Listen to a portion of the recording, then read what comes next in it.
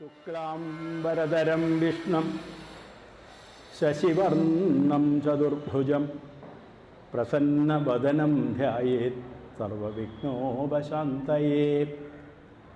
ഓം ബ്രഹ്മാനന്ദം പരമസുഗതം കേവലം ജ്ഞാനമൂർത്തി ദ്വന്ദ്വാതീതം ഗഗനസദൃശം തത്വമസ്താദിലക്ഷ്യം ഏകം നിത്യം വിമലമചലം സർവദീ സാക്ഷിഭൂതം ഭാവാതീതം ത്രിഗുണരഹിതം സദ്ഗുരും ത്വം നമാമി.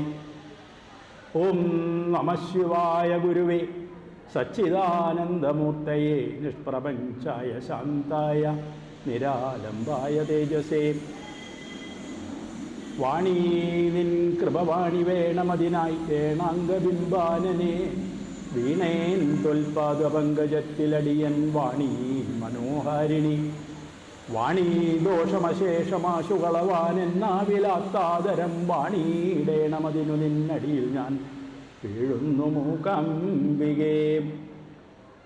ഹരേ രാമ രാമ രാമ ഹരേ ഹരേ, ഹരേ കൃഷ്ണ കൃഷ്ണ കൃഷ്ണ ഹരേ ഹരേ. ഹരേ രാമ രാമ രാമ ഹരേ ഹരേ, ഹരേ കൃഷ്ണ കൃഷ്ണ കൃഷ്ണ ഹരേ ഹരേ. ഓം സർവമംഗളമംഗല്യേ ശിവേ സർവാർത്ഥസാധികേ ശരണ്യേ ത്രംബകേ ഗൗരി നാരായണീ നമോസ്തുതേ. നമസ്തോസ്തു മഹാമായേ ശ്രീപീഠേ സുരഭൂജിതേ ശംഖചക്രഗദാഹസ്തേ ശ്രീമഹാലക്ഷ്മീ നമോസ്തുതേ. ഭൂതനാഥമഹം വന്ദേ ഭൂതനാഥഹിതേരഥം ഇന്ദ്രാദിദേവതാവൃന്ദവന്ദിതാഗ്രി സരോരുഹം. ഭൂതനാഥ സദാനന്ദ സർവഭൂതദയാവര രക്ഷ രക്ഷ മഹാബാഹോ ശാസ്ത്രേ തുഭ്യം നമോ നമഃ. ശിവം ശിവകരം ശാന്തം ശിവാത്മാനം ശിവോത്തമം ശിവമാർഗപ്രണേതാരം പ്രണതോസ്മി സദാശിവം. സ്കന്ദായ കാർത്തികേയായ പാർവതീ നന്ദനായ ച മഹാദേവകുമാരായ സുബ്രഹ്മണ്യായ തേ നമഃ. നാരായണ നാരായണ നാരായണ നാരായണ നാരായണ നാരായണ നാരായണ നാരായണ. സർവത്ര ഗോവിന്ദ നാമ സങ്കീർത്തനം ഗോവിന്ദ ഗോവിന്ദ. നമഃ ശിവായ നമഃ ശിവായ നമഃ ശിവായ നമഃ ശിവായ. പ്രിയപ്പെട്ട ഭക്തജനങ്ങളെ, മമ്മിയൂർ ദേവസ്വം ഈ മഹാദേവ ക്ഷേത്ര തിരുസന്നിധിയിൽ സംഘടിപ്പിച്ചിരിക്കുന്ന മഹാരുദ്ര യജ്ഞത്തോട് അനുബന്ധിച്ച പ്രഭാഷണ പരമ്പരയിൽ ഈ എളിയവന് ഒരവസരം തന്നതിന് ആദ്യമായി ഞാൻ ഇതിൻ്റെ ഭാരവാഹികളോട് എൻ്റെ ഹൃദയംഗമമായ നന്ദി പ്രകാശിപ്പിച്ചുകൊള്ളുന്നു. സർവോപരി ഇങ്ങനെ ഒരു അവസരം തന്ന് മഹാദേവനെ സ്തുതിക്കാനുള്ള അവസരം എനിക്ക് തന്ന് എന്നെ അനുഗ്രഹിച്ച മഹാദേവൻ്റെ പാതാര ബിന്ദങ്ങളിൽ എൻ്റെ അനന്ത കോടി പ്രണാമം. ഇവിടെ ഈ സത്സംഗത്തിൽ പങ്കെടുക്കുന്ന, ഇവിടെ ഉപവിഷ്ടരായിരിക്കുന്ന എല്ലാ ധന്യ ആത്മാക്കൾക്കും എൻ്റെ വിനീത പ്രണാമം.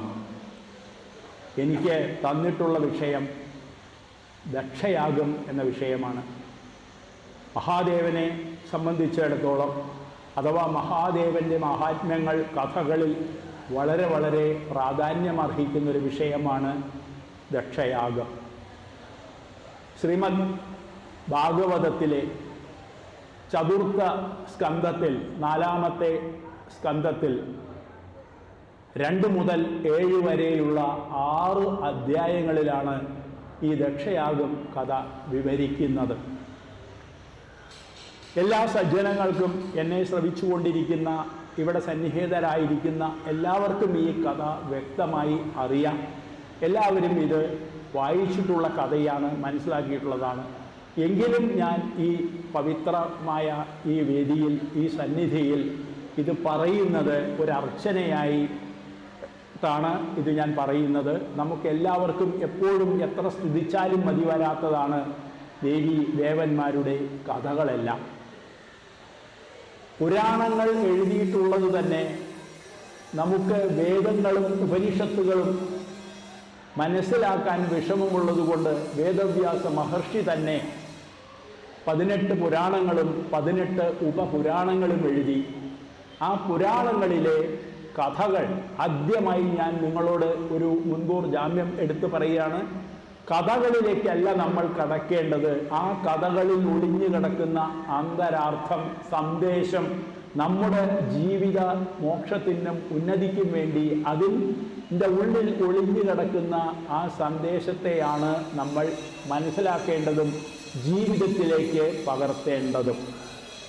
വളരെ ചുരുക്കി ഈ ദക്ഷയാഗം കഥ ഇവിടെ ഭാഗവതത്തിൽ പറഞ്ഞിരിക്കുന്നത് പോലെ ഒന്ന് ഇവിടെ ചുരുക്കി നിങ്ങളുടെ മുമ്പിൽ അവതരിപ്പിക്കാം എന്ന് വിചാരിക്കുന്നു. സ്വയംഭുവ മന്വന്തരത്തിൽ 1ാമത്തെ കൽപ്പത്തിൽ മരീചി മുതലായ വലിയ വലിയ ഋഷിമാര് ലോക നന്മയ്ക്കായി, ലോക അഭിവൃദ്ധിക്കായിക്കൊണ്ട് വലിയ ഒരു യാഗം, ഒരു യജ്ഞം സംഘടിപ്പിച്ചിരുന്നു. ആ യജ്ഞത്തിൽ വിശിഷ്ടരായ എല്ലാവരും, ദേവന്മാരും പിതൃക്കളും വലിയ വലിയ മഹർഷിമാരും പ്രജാപതികളും എല്ലാവരും ആ യജ്ഞത്തിൽ പങ്കെടുത്തിരുന്നു.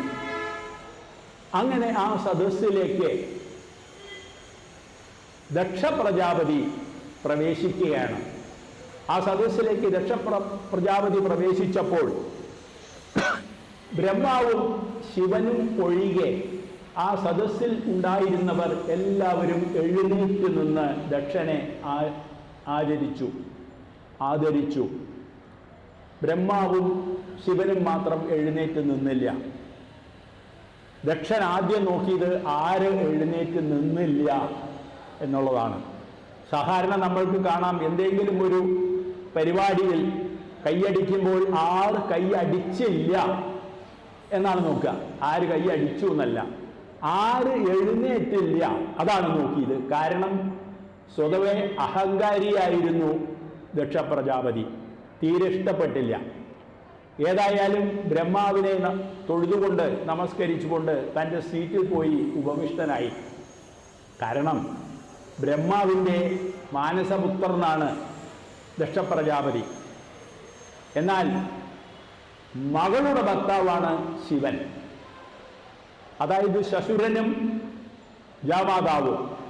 അപ്പോൾ ശിവൻ എഴുന്നേറ്റ് നിൽക്കാത്തതിൽ അത്യന്തം കോപം പൂണ്ടു ദക്ഷൻ. ഒന്ന് തൻ്റെ മകളെ വിവാഹം കഴിച്ചിരിക്കുന്ന മരുമകനാണ്, മകളുടെ ഭർത്താവാണ്. പിന്നെ താൻ വലിയ ദക്ഷ പ്രജാപതിയാണ്. അപ്പോൾ അതുകൊണ്ട് ശിവൻ എന്നെ എഴുന്നേറ്റ് ആദരിക്കണമായിരുന്നു. പക്ഷേ ശിവൻ എന്നെ ആദരിച്ചില്ല, എഴുന്നേറ്റ് നിന്നില്ല. ആ ദേഷ്യം, ആ കോപം കൊണ്ട് അദ്ദേഹം ശിവനെ നിന്ദിക്കാൻ ആരംഭിച്ചു. അവിടെ നിന്നുകൊണ്ട് പറഞ്ഞു, ഞാൻ എൻ്റെ മകള് സുന്ദരിയായ സതീദേവിയെ ഈ മർക്കടലോചനന് വിവാഹം ചെയ്തു കൊടുത്തത് ഭയങ്കര അബദ്ധമായി പോയി എന്നെനിക്കിപ്പോൾ തോന്നുന്നു. അതും ബ്രഹ്മാവ് പറഞ്ഞതുകൊണ്ടാണ് ഞാൻ എൻ്റെ മകളെ ഈ ശിവന് വിവാഹം ചെയ്തു കൊടുത്തത്. എനിക്കിഷ്ടമുണ്ടായിട്ടല്ല. ഒരിക്കലും എൻ്റെ മകൾക്ക് യോജിച്ച ഒരു ഭർത്താവേ അല്ല ഈ ശിവൻ. ഒന്നാമത് ചുടലയിലുള്ള ഭസ്മങ്ങളാണ് ഇയാൾ ശരീരത്തിൽ മുഴുവൻ തേക്കുന്നത്.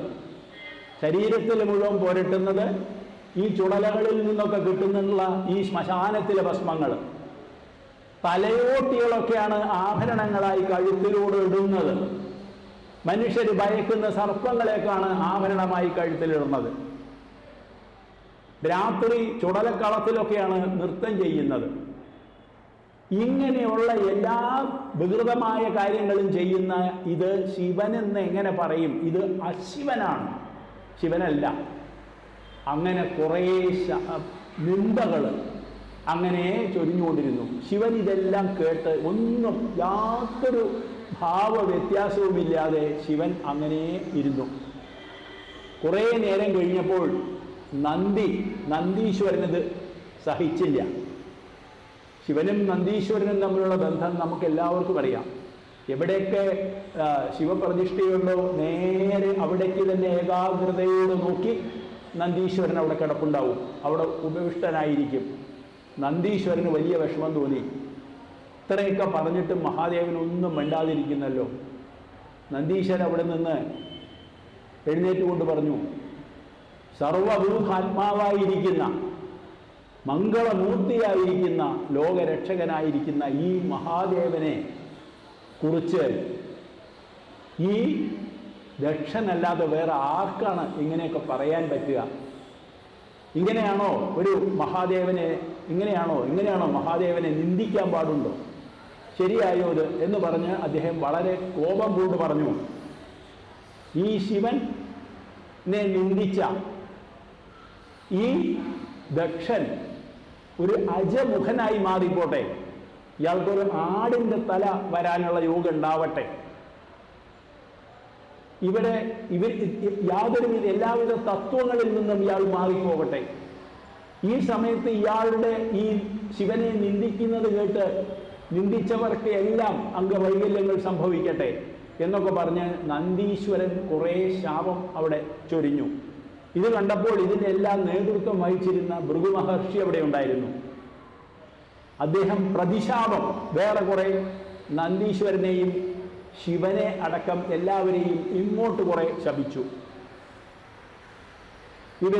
ഈ ശിവൻ എന്ന് പറയുന്നത് പാകണ്ഡന്മാരെ ആയിപ്പോട്ടെ, എല്ലാ ധർമ്മങ്ങളിൽ നിന്നും വെടിഞ്ഞു നിന്നവരാവട്ടെ, സുരമാനം ചെയ്ത് നടക്കുന്നവരാവട്ടെ, ശിവന്റെ അനുചരന്മാരെല്ലാം അങ്ങനെ പറഞ്ഞു കുറേ കാര്യങ്ങൾ പറഞ്ഞു. ഇതിനിടയ്ക്ക് ദക്ഷൻ പറഞ്ഞു, ഈ ശിവന് യജ്ഞഭാഗം എവിടെയും ലഭിക്കാതെ പോകട്ടെ എന്നൊരു ശാപം ശപിച്ചുകൊണ്ട് കലി തുള്ളി ദക്ഷ പ്രജാപതി അവിടെ നിന്ന് ഇറങ്ങിപ്പോയി.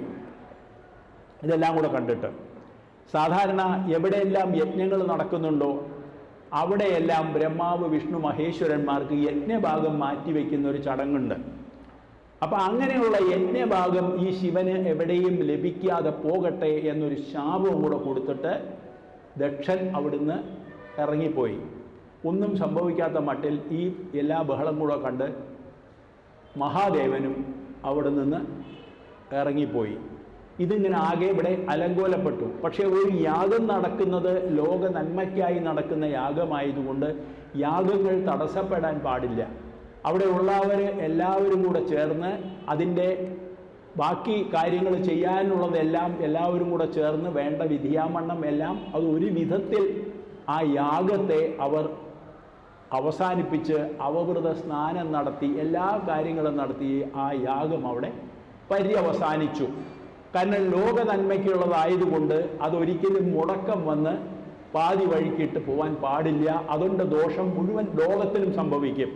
അതുകൊണ്ട് അതിനെ ഒരുവിധം അവസാനിപ്പിച്ചു. തീർന്നില്ല അവിടെ. അതിനുശേഷവും ഈ ശിവനും ദക്ഷനും തമ്മിലുള്ള ദ്വേഷം, ശുശുരനും ജാമാതാവും തമ്മിലുള്ള ഈ ദ്വേഷം അങ്ങനെ ദീർഘകാലം നീണ്ടു നിന്നു. യഥാർത്ഥത്തിൽ ശിവന് ആരോടും പിണക്കമില്ല. പിണക്കം മുഴുവൻ അഹങ്കാരവും കോപവും എല്ലാം ദക്ഷപ്രജാപതിക്കാണുള്ളത്. അതിനിടയ്ക്ക് ബ്രഹ്മാവ് ദക്ഷപ്രജാപതിയെ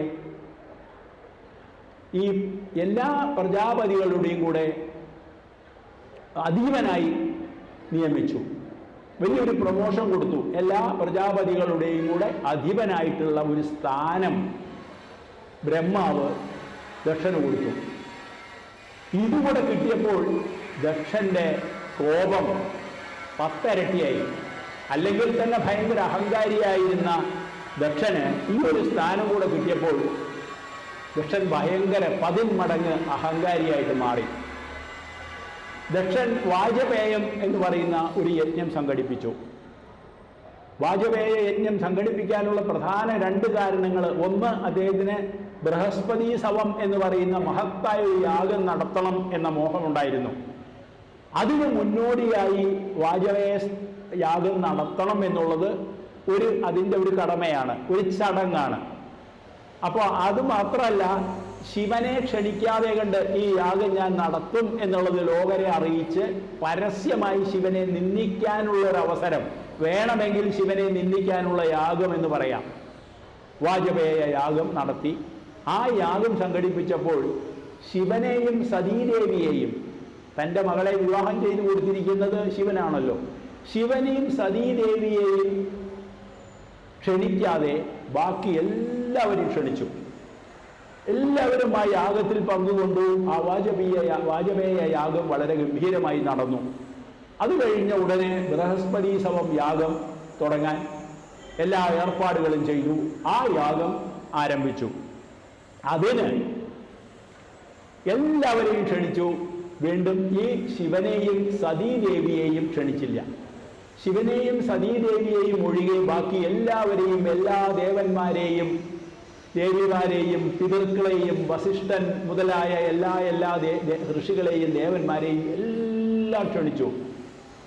ഈ രണ്ട് വ്യക്തികളെ, തൻ്റെ മകളെയും മകളുടെ ഭർത്താവായ ശിവനെയും സതീദേവിയെയും പരമശിവനെയും ക്ഷണിക്കാതെ ബാക്കി എല്ലാവരെയും ക്ഷണിച്ചു. എല്ലാവരും അങ്ങനെ യാഗത്തിന് വന്നു തുടങ്ങി. ബൃഹസ്പതി സമം വളരെ മനോഹരമായ മഹത്തായ ഒരു വലിയ യാഗമാണ്. ഏറ്റവും വലിയ സ്ഥാനത്ത് ഏറ്റവും ഉന്നതമായ മഹത്തായ ഒരു യാഗം. അത് കാണാനുള്ള ആഗ്രഹം കൊണ്ടും പങ്കെടുക്കാനുള്ള താല്പര്യം കൊണ്ടും അതിൻ്റെ മോക്ഷപ്രാപ്തിക്ക് വേണ്ടി വലിയ വലിയ വലിയ ഋഷിമാരും പിതൃക്കളും ഒക്കെ അങ്ങനെ കൂട്ടം കൂട്ടമായി ഇതിന് വന്നു തുടങ്ങി. ആകാശമാർഗത്തിൽ കൂടെ ദേവസ്ത്രീകളൊക്കെ വസ്ത്രാലങ്കാര ആഭരണ വിഭൂഷിതകളൊക്കെ ആയി അങ്ങനെ ആകാശമാർഗെ സഞ്ചരിച്ചു വരുന്നതൊക്കെ സതീദേവി ഇങ്ങനെ നോക്കി കാണുകയാണ്. അപ്പൊ സതീദേവിക്കറിയാം സതീദേവിയെ ക്ഷണിച്ചിട്ടില്ല. പക്ഷേ സതീദേവിക്ക് അത് വലിയൊരു കുറച്ചിലാണ്. ഇവരോട് പറയാൻ പറ്റുമോ? അവർ പലരും ചിലർ ചോദിക്കുന്നുണ്ട്, ആ സതീദേവി വരികയില്ലേ? അതാ ഞാൻ വരികയായി, ഇതെപ്പോൾ വരാം, നടക്കുന്നോളൂ. സതീദേവിയുടെ വീട്ടിലെ പരിപാടിയാണ്. എന്നിട്ട് സതീദേവി പറയാം എന്നെ ക്ഷണിച്ചില്ല, എനിക്കറിയില്ല, ഞാൻ വരില്ല എന്ന് പറഞ്ഞാൽ എത്ര നാണക്കേടാണ്. അതുകൊണ്ട് സതീദേവി വരൂ ഇതാ വരികയായി, ഞാൻ ഇതാ റെഡിയായി ഒരുങ്ങി എന്ന ഒരു ലെവലിലേക്ക് ഇങ്ങനെ കാര്യങ്ങൾ പോവാണ്. കുറേ കഴിഞ്ഞപ്പോൾ സതീദേവി ചെന്ന് മഹാദേവനോട് വളരെ വിനയപൂർവ്വം പറഞ്ഞു,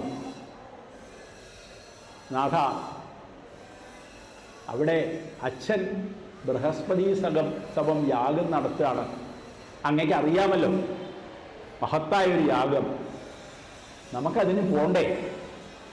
എൻ്റെ സഹോദരിമാരും സഹോദരിയുടെ ഭർത്താക്കന്മാരും കുട്ടികളും ഒക്കെ വരും അവിടെ. അവരെയൊക്കെ ഒന്ന് കാണാമല്ലോ, ഏറ്റവും നല്ലൊരു അവസരമാണ്. സാധാരണ നമ്മുടെ വീടുകളിലൊക്കെ വലിയ ഒരു ഉത്സവം, ഒരു വിവാഹം അല്ലെങ്കിൽ എന്തെങ്കിലും അതുപോലുള്ളൊരു സംഭവം നടക്കുമ്പോൾ നമ്മൾ എന്തു പറയും? അവിടെ ചെന്നു കഴിഞ്ഞാൽ നമുക്ക് എല്ലാവരെയും, വേണ്ടപ്പെട്ടവരെ എല്ലാവരെയും കാണാനുള്ളൊരവസരമാണ്. വിവാഹങ്ങൾക്കൊക്കെ നമ്മൾ പോകുമ്പോൾ അവിടെ സദ്യ ഉണ്ണാനും പാൽപ്പായസം കുടിക്കാൻ മാത്രമല്ല, നമ്മളെന്ത് പറയും, അവിടെ ഒരുപാട് പേരെ നമുക്ക് കാണാൻ പറ്റും.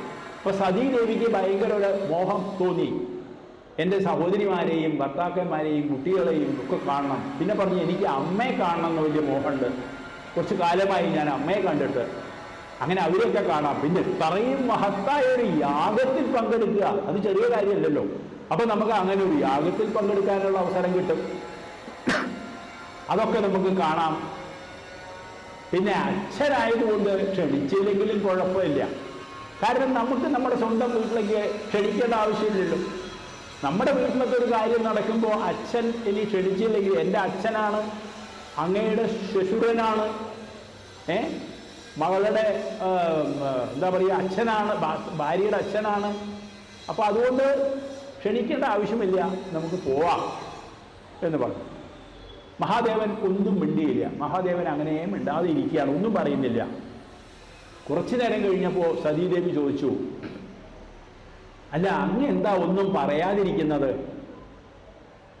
ഞാൻ പറഞ്ഞല്ലോ, നമുക്ക് വീട്ടിൽ നടക്കുന്ന ഈ ബൃഹസ്പതി സമം യജ്ഞം കാണാൻ നമുക്ക് പോവാമെന്ന് ഞാൻ പറഞ്ഞല്ലോ. അങ്ങ് ഒന്നും മിണ്ടുന്നില്ലല്ലോ, എന്താ അങ്ങൊന്നും പറയാത്തത്? ഇതൊക്കെ കേട്ടിട്ട്. അപ്പോൾ ശിവൻ പറഞ്ഞു, ദേവി, എല്ലാം എനിക്ക് മനസ്സിലായി, യാഗം അവിടെ നടത്തുന്നു, വളരെ നല്ല കാര്യം, ഒക്കെ ശരി തന്നെ. ക്ഷണിച്ചില്ലെങ്കിലും പോവാം എന്ന് ദേവി പറഞ്ഞു, അതും ശരി തന്നെ. പക്ഷേ ക്ഷണിക്കാതെ കണ്ട് നമ്മൾ പോവുകയാണെങ്കിൽ അത്ര മഹത്വമുള്ള വിവേകമുള്ളവരുടെ പരിപാടിക്ക് നമുക്ക് പോകാൻ പാടുള്ളൂ. അല്ലാതെ നമ്മൾ പോയാൽ ഒരു പക്ഷേ നമ്മൾ അപമാനിക്കപ്പെടും. സാധാരണ ക്ഷണിക്കാത്തൊരു സ്ഥലത്ത് നമ്മൾ അത്രയും അടുപ്പമുണ്ട്. അവർ വിട്ടുപോയതായിരിക്കും. അവരെന്തായാലും എന്നെ ഉപേക്ഷിക്കില്ല, എന്നെ ഒരിക്കലും അവർ ഒഴിവാക്കില്ല. അവർക്ക് എന്തോ ഒരു ചെറിയൊരു അബദ്ധം പറ്റിയ, ഒരു വീഴ്ച പറ്റിയതാണ്. പോയാൽ അവർ ഭയങ്കര സന്തോഷിക്കും. അവരുടെ ഉള്ളിൽ തോന്നും എനിക്ക് വിട്ടുപോയി, പക്ഷെ വന്നല്ലോ. നമ്മളെ കാല് പിടിച്ച് അവരാ സന്തോഷം പ്രകടിപ്പിച്ചു പറയും, എന്തായാലും എനിക്ക് വലിയ സന്തോഷമായി, നിങ്ങൾ വന്നല്ലോ, വലിയ സന്തോഷം. ഇത് അത്ര വിവേകവും ബുദ്ധിയും തൻ്റെടുമുള്ള ഒരു ആളല്ല ഭഗവതിയുടെ അച്ഛൻ. മഹാ അഹങ്കാരിയാണ്. ശിവൻ ഉള്ളിൽ തന്നെ ആ നിന്ദിച്ച ഓർമ്മകൾ ഉള്ളിൽ വെച്ചുകൊണ്ടാണ് പറയണത്. അത്രയും അന്ന് ഒരുപാട് നിന്ദിച്ചതാണ്. അപ്പൊ ആ ഒരാളുടെ അടുത്തേക്കാണ് വീണ്ടും ക്ഷണിക്കാതെ പോണത്. അതുകൊണ്ട് ശിവൻ അത് അറിഞ്ഞുകൊണ്ടാണ് പറഞ്ഞത്, നമ്മൾ ഇങ്ങനെ പോയാൽ നമ്മൾ ശത്രുക്കളാണെങ്കിൽ അവർ നമ്മളെ ദ്വേഷിച്ചു, അവഗണിച്ചു, അപമാനിച്ചു, അത് വലിയ വിഷമം, അത്ര വിഷമം നമുക്ക് ഉണ്ടാക്കില്ല. കാരണം അതൊക്കെ നമ്മൾ പ്രതീക്ഷിച്ചതാ. ശത്രുവാണ് അവൻ നമ്മുടെ. പക്ഷേ സ്വന്തക്കാരിൽ നിന്ന് നമ്മൾ പ്രതീക്ഷിക്കാത്ത കുത്തുവാക്കുകളോ അപമാനങ്ങളോ പരിഗണനയൊന്നുമില്ലാതെ വന്നാൽ അത് മരണതുല്യമായിരിക്കും. അതുകൊണ്ട് എനിക്കിത് കാര്യത്തിൽ നല്ല അഭിപ്രായമില്ല. പോണം എന്നുള്ള അഭിപ്രായം ഇല്ല എന്നല്ല, ഇത് ഒഴിവാക്കുക ഭേദം എന്നാണ് ഞാൻ പറയുക. സതീദേവി കുറച്ചു നേരം ഇങ്ങനെ നോക്കി നിന്നു. സതീദേവിക്ക് തീരെ ഇഷ്ടപ്പെട്ടില്ല. സതീദേവി എങ്ങനെ ഇഷ്ടപ്പെടാത്ത മാതിരിയെ കുറേ നേരം മഹാദേവനെ ഇങ്ങനെ തുറച്ചു നോക്കിക്കൊണ്ട് നിന്ന് മഹാദേവന്റെ യാതൊരു അനുവാദവും വാങ്ങാതെ വളരെ ക്രോധത്തിൽ ദേഷ്യപ്പെട്ട് കല്ലി തുള്ളി അവിടുന്ന് അങ്ങോട്ട് ഇറങ്ങി തൻ്റെ വീട്ടിലേക്ക് യാഗത്തിന് നടന്നു. മഹാദേവൻ ഒന്നും മിണ്ടിയില്ല. മഹാദേവൻ ഇത് കണ്ടു, ഒന്നും പറഞ്ഞില്ല. ഉടൻ ദേവിയുടെ പുറകെ, സതീദേവിയുടെ പുറകെ അവിടെയുള്ള ഈ നന്ദീശ്വരനും മറ്റ് അദ്ദേഹത്തിൻ്റെ കൂടെയുള്ള മറ്റ് ശിവഗണങ്ങൾ അവർ പുറകെ അനുഗമിച്ചു. സാധാരണ എവിടെ പോകുമ്പോഴും സുരക്ഷയ്ക്ക് വേണ്ടി അകമ്പടി സേവിക്കുന്ന ശിവഗണങ്ങളും അല്ലെങ്കിൽ അത് അനുചരന്മാരും ഒക്കെ പുറകെ പോയി. അങ്ങനെ സതീദേവി യജ്ഞകവാടത്തിലെത്തി. അവിടെ പ്രത്യേകിച്ച് ഒരു പരിഗണനയും അവിടെ ലഭിച്ചില്ല. എന്നാൽ സഹോദരിമാരും അമ്മയും വന്ന്, തൻ്റെ സഹോദരിമാരും അമ്മയും വന്ന് സതീദേവിയെ സ്വീകരിച്ചു. ദക്ഷൻ കണ്ട ഭാവം നടിച്ചില്ല. മകളാണ് വരണത് യാഗശാലയിലേക്ക്. ഒരച്ഛൻ എത്ര സന്തോഷം ഉണ്ടാവണം. അദ്ദേഹം വളരെ വെറുപ്പോടുകൂടെ സതിയെ നോക്കിക്കൊണ്ട് ഒരു പരിഗണനയും കൊടുക്കാതെ തീരെ ഇഷ്ടപ്പെടാത്ത വിധത്തിൽ അവിടെ വളരെ കോപിഷ്ഠനായിട്ട് അങ്ങനെ പുച്ഛിക്കുന്ന രീതിയിൽ അവിടെ നിന്നു. ആ സദസ്സിലുണ്ടായിരുന്നവർക്ക് വളരെ വ്യക്തമായിട്ടറിയാം ഇത് ദക്ഷപ്രജാപതിയുടെ ഈ യാഗം നടത്തുന്ന യജമാനന്റെ മകളാണ് വരുന്നതെന്നറിഞ്ഞിട്ടും ഒരാളും സതീദേവിയെ ആദരിച്ചില്ല, സ്വീകരിച്ചില്ല. കാരണം അത് ദക്ഷ പ്രജാപതിക്ക് അലോഹ്യമായിട്ട് വന്നാലോ. ഇതൊക്കെ നമ്മളുടെ ഇടയിലും കാണുന്നത് തന്നെയാണ്. നമ്മളൊരു സദസ്സിലിരിക്കുമ്പോൾ മറ്റുള്ള അവിടെ ഇരിക്കുന്ന നമുക്ക് വേണ്ടപ്പെട്ട ആളുകളുടെ ശത്രു അല്ലെങ്കിൽ അവർക്ക് തീരെ ഇഷ്ടപ്പെടാത്ത വ്യക്തിത്വങ്ങൾ വരുമ്പോൾ നമ്മൾ ഓടിച്ചെന്ന് അവരെ കെട്ടിപ്പിടിച്ചിട്ട് അവരോട് ഒരുപാട് കാര്യങ്ങൾ പറയില്ല. കാരണം ഇയാൾക്ക് അത് തീരെ ഇഷ്ടപ്പെടില്ല. ഇയാൾക്ക് നമ്മളോടും കൂടെ ഒരു അലോഹ്യം ഉണ്ടായി തീർക്കും. അപ്പൊ എന്ത് ചെയ്യും? മിണ്ടാതെ ഒതുങ്ങി കാണാത്ത ഭാവത്തിലിരിക്കും. ആരും കാണാതെ ഇയാളെ ഒറ്റയ്ക്ക് വല്ല കോർണറിലും കിട്ടിയ കയ്യും കാര്യം പിടിച്ച് എനിക്ക് എന്തൊരു സന്തോഷമായി അറിയോ, ഞാൻ വിചാരിച്ചിരുന്നു, എനിക്ക് അറിയായിരുന്നു നിങ്ങൾ വരുന്ന, നിങ്ങളിന്ന് വന്നില്ലെങ്കിൽ ഞാൻ വന്നിട്ട് ഒരു കാര്യമില്ല കേട്ടോ എന്ന് പറഞ്ഞ് കുറേ സോപ്പിടും നമ്മളൊക്കെ. അപ്പൊ അതുപോലെ ആരും കാര്യമായിട്ട് സതീദേവി ഒന്നും ഗവനിച്ചില്ല.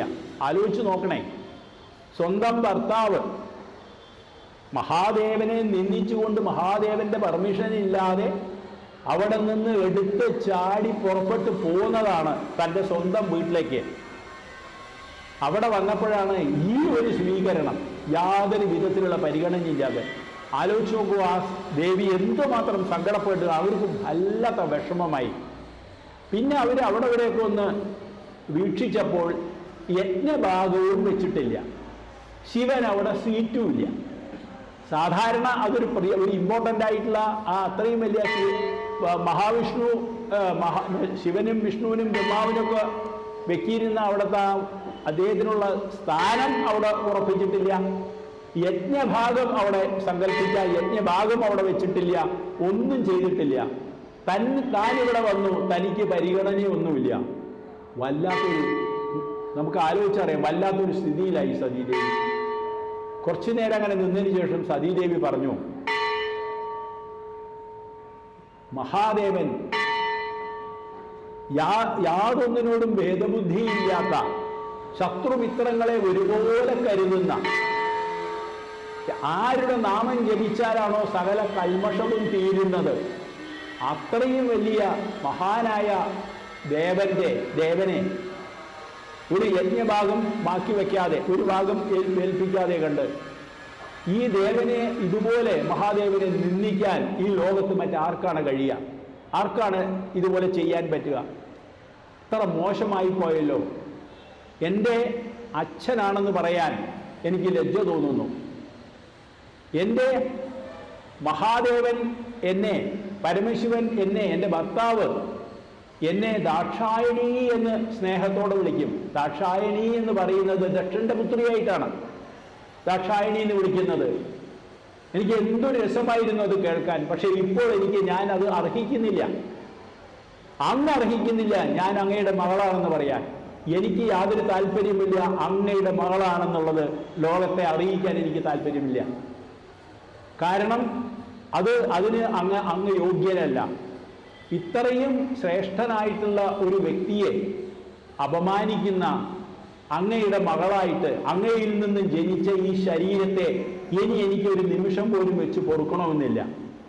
അതുകൊണ്ട് ഞാൻ ഈ നിമിഷം എൻ്റെ ജീവനെ, അങ്ങയിൽ നിന്നും എനിക്ക് ലഭിച്ച ഈ ജീവനെ ഞാൻ ഇവിടെ വെച്ച് അവസാനിപ്പിക്കുകയാണ്.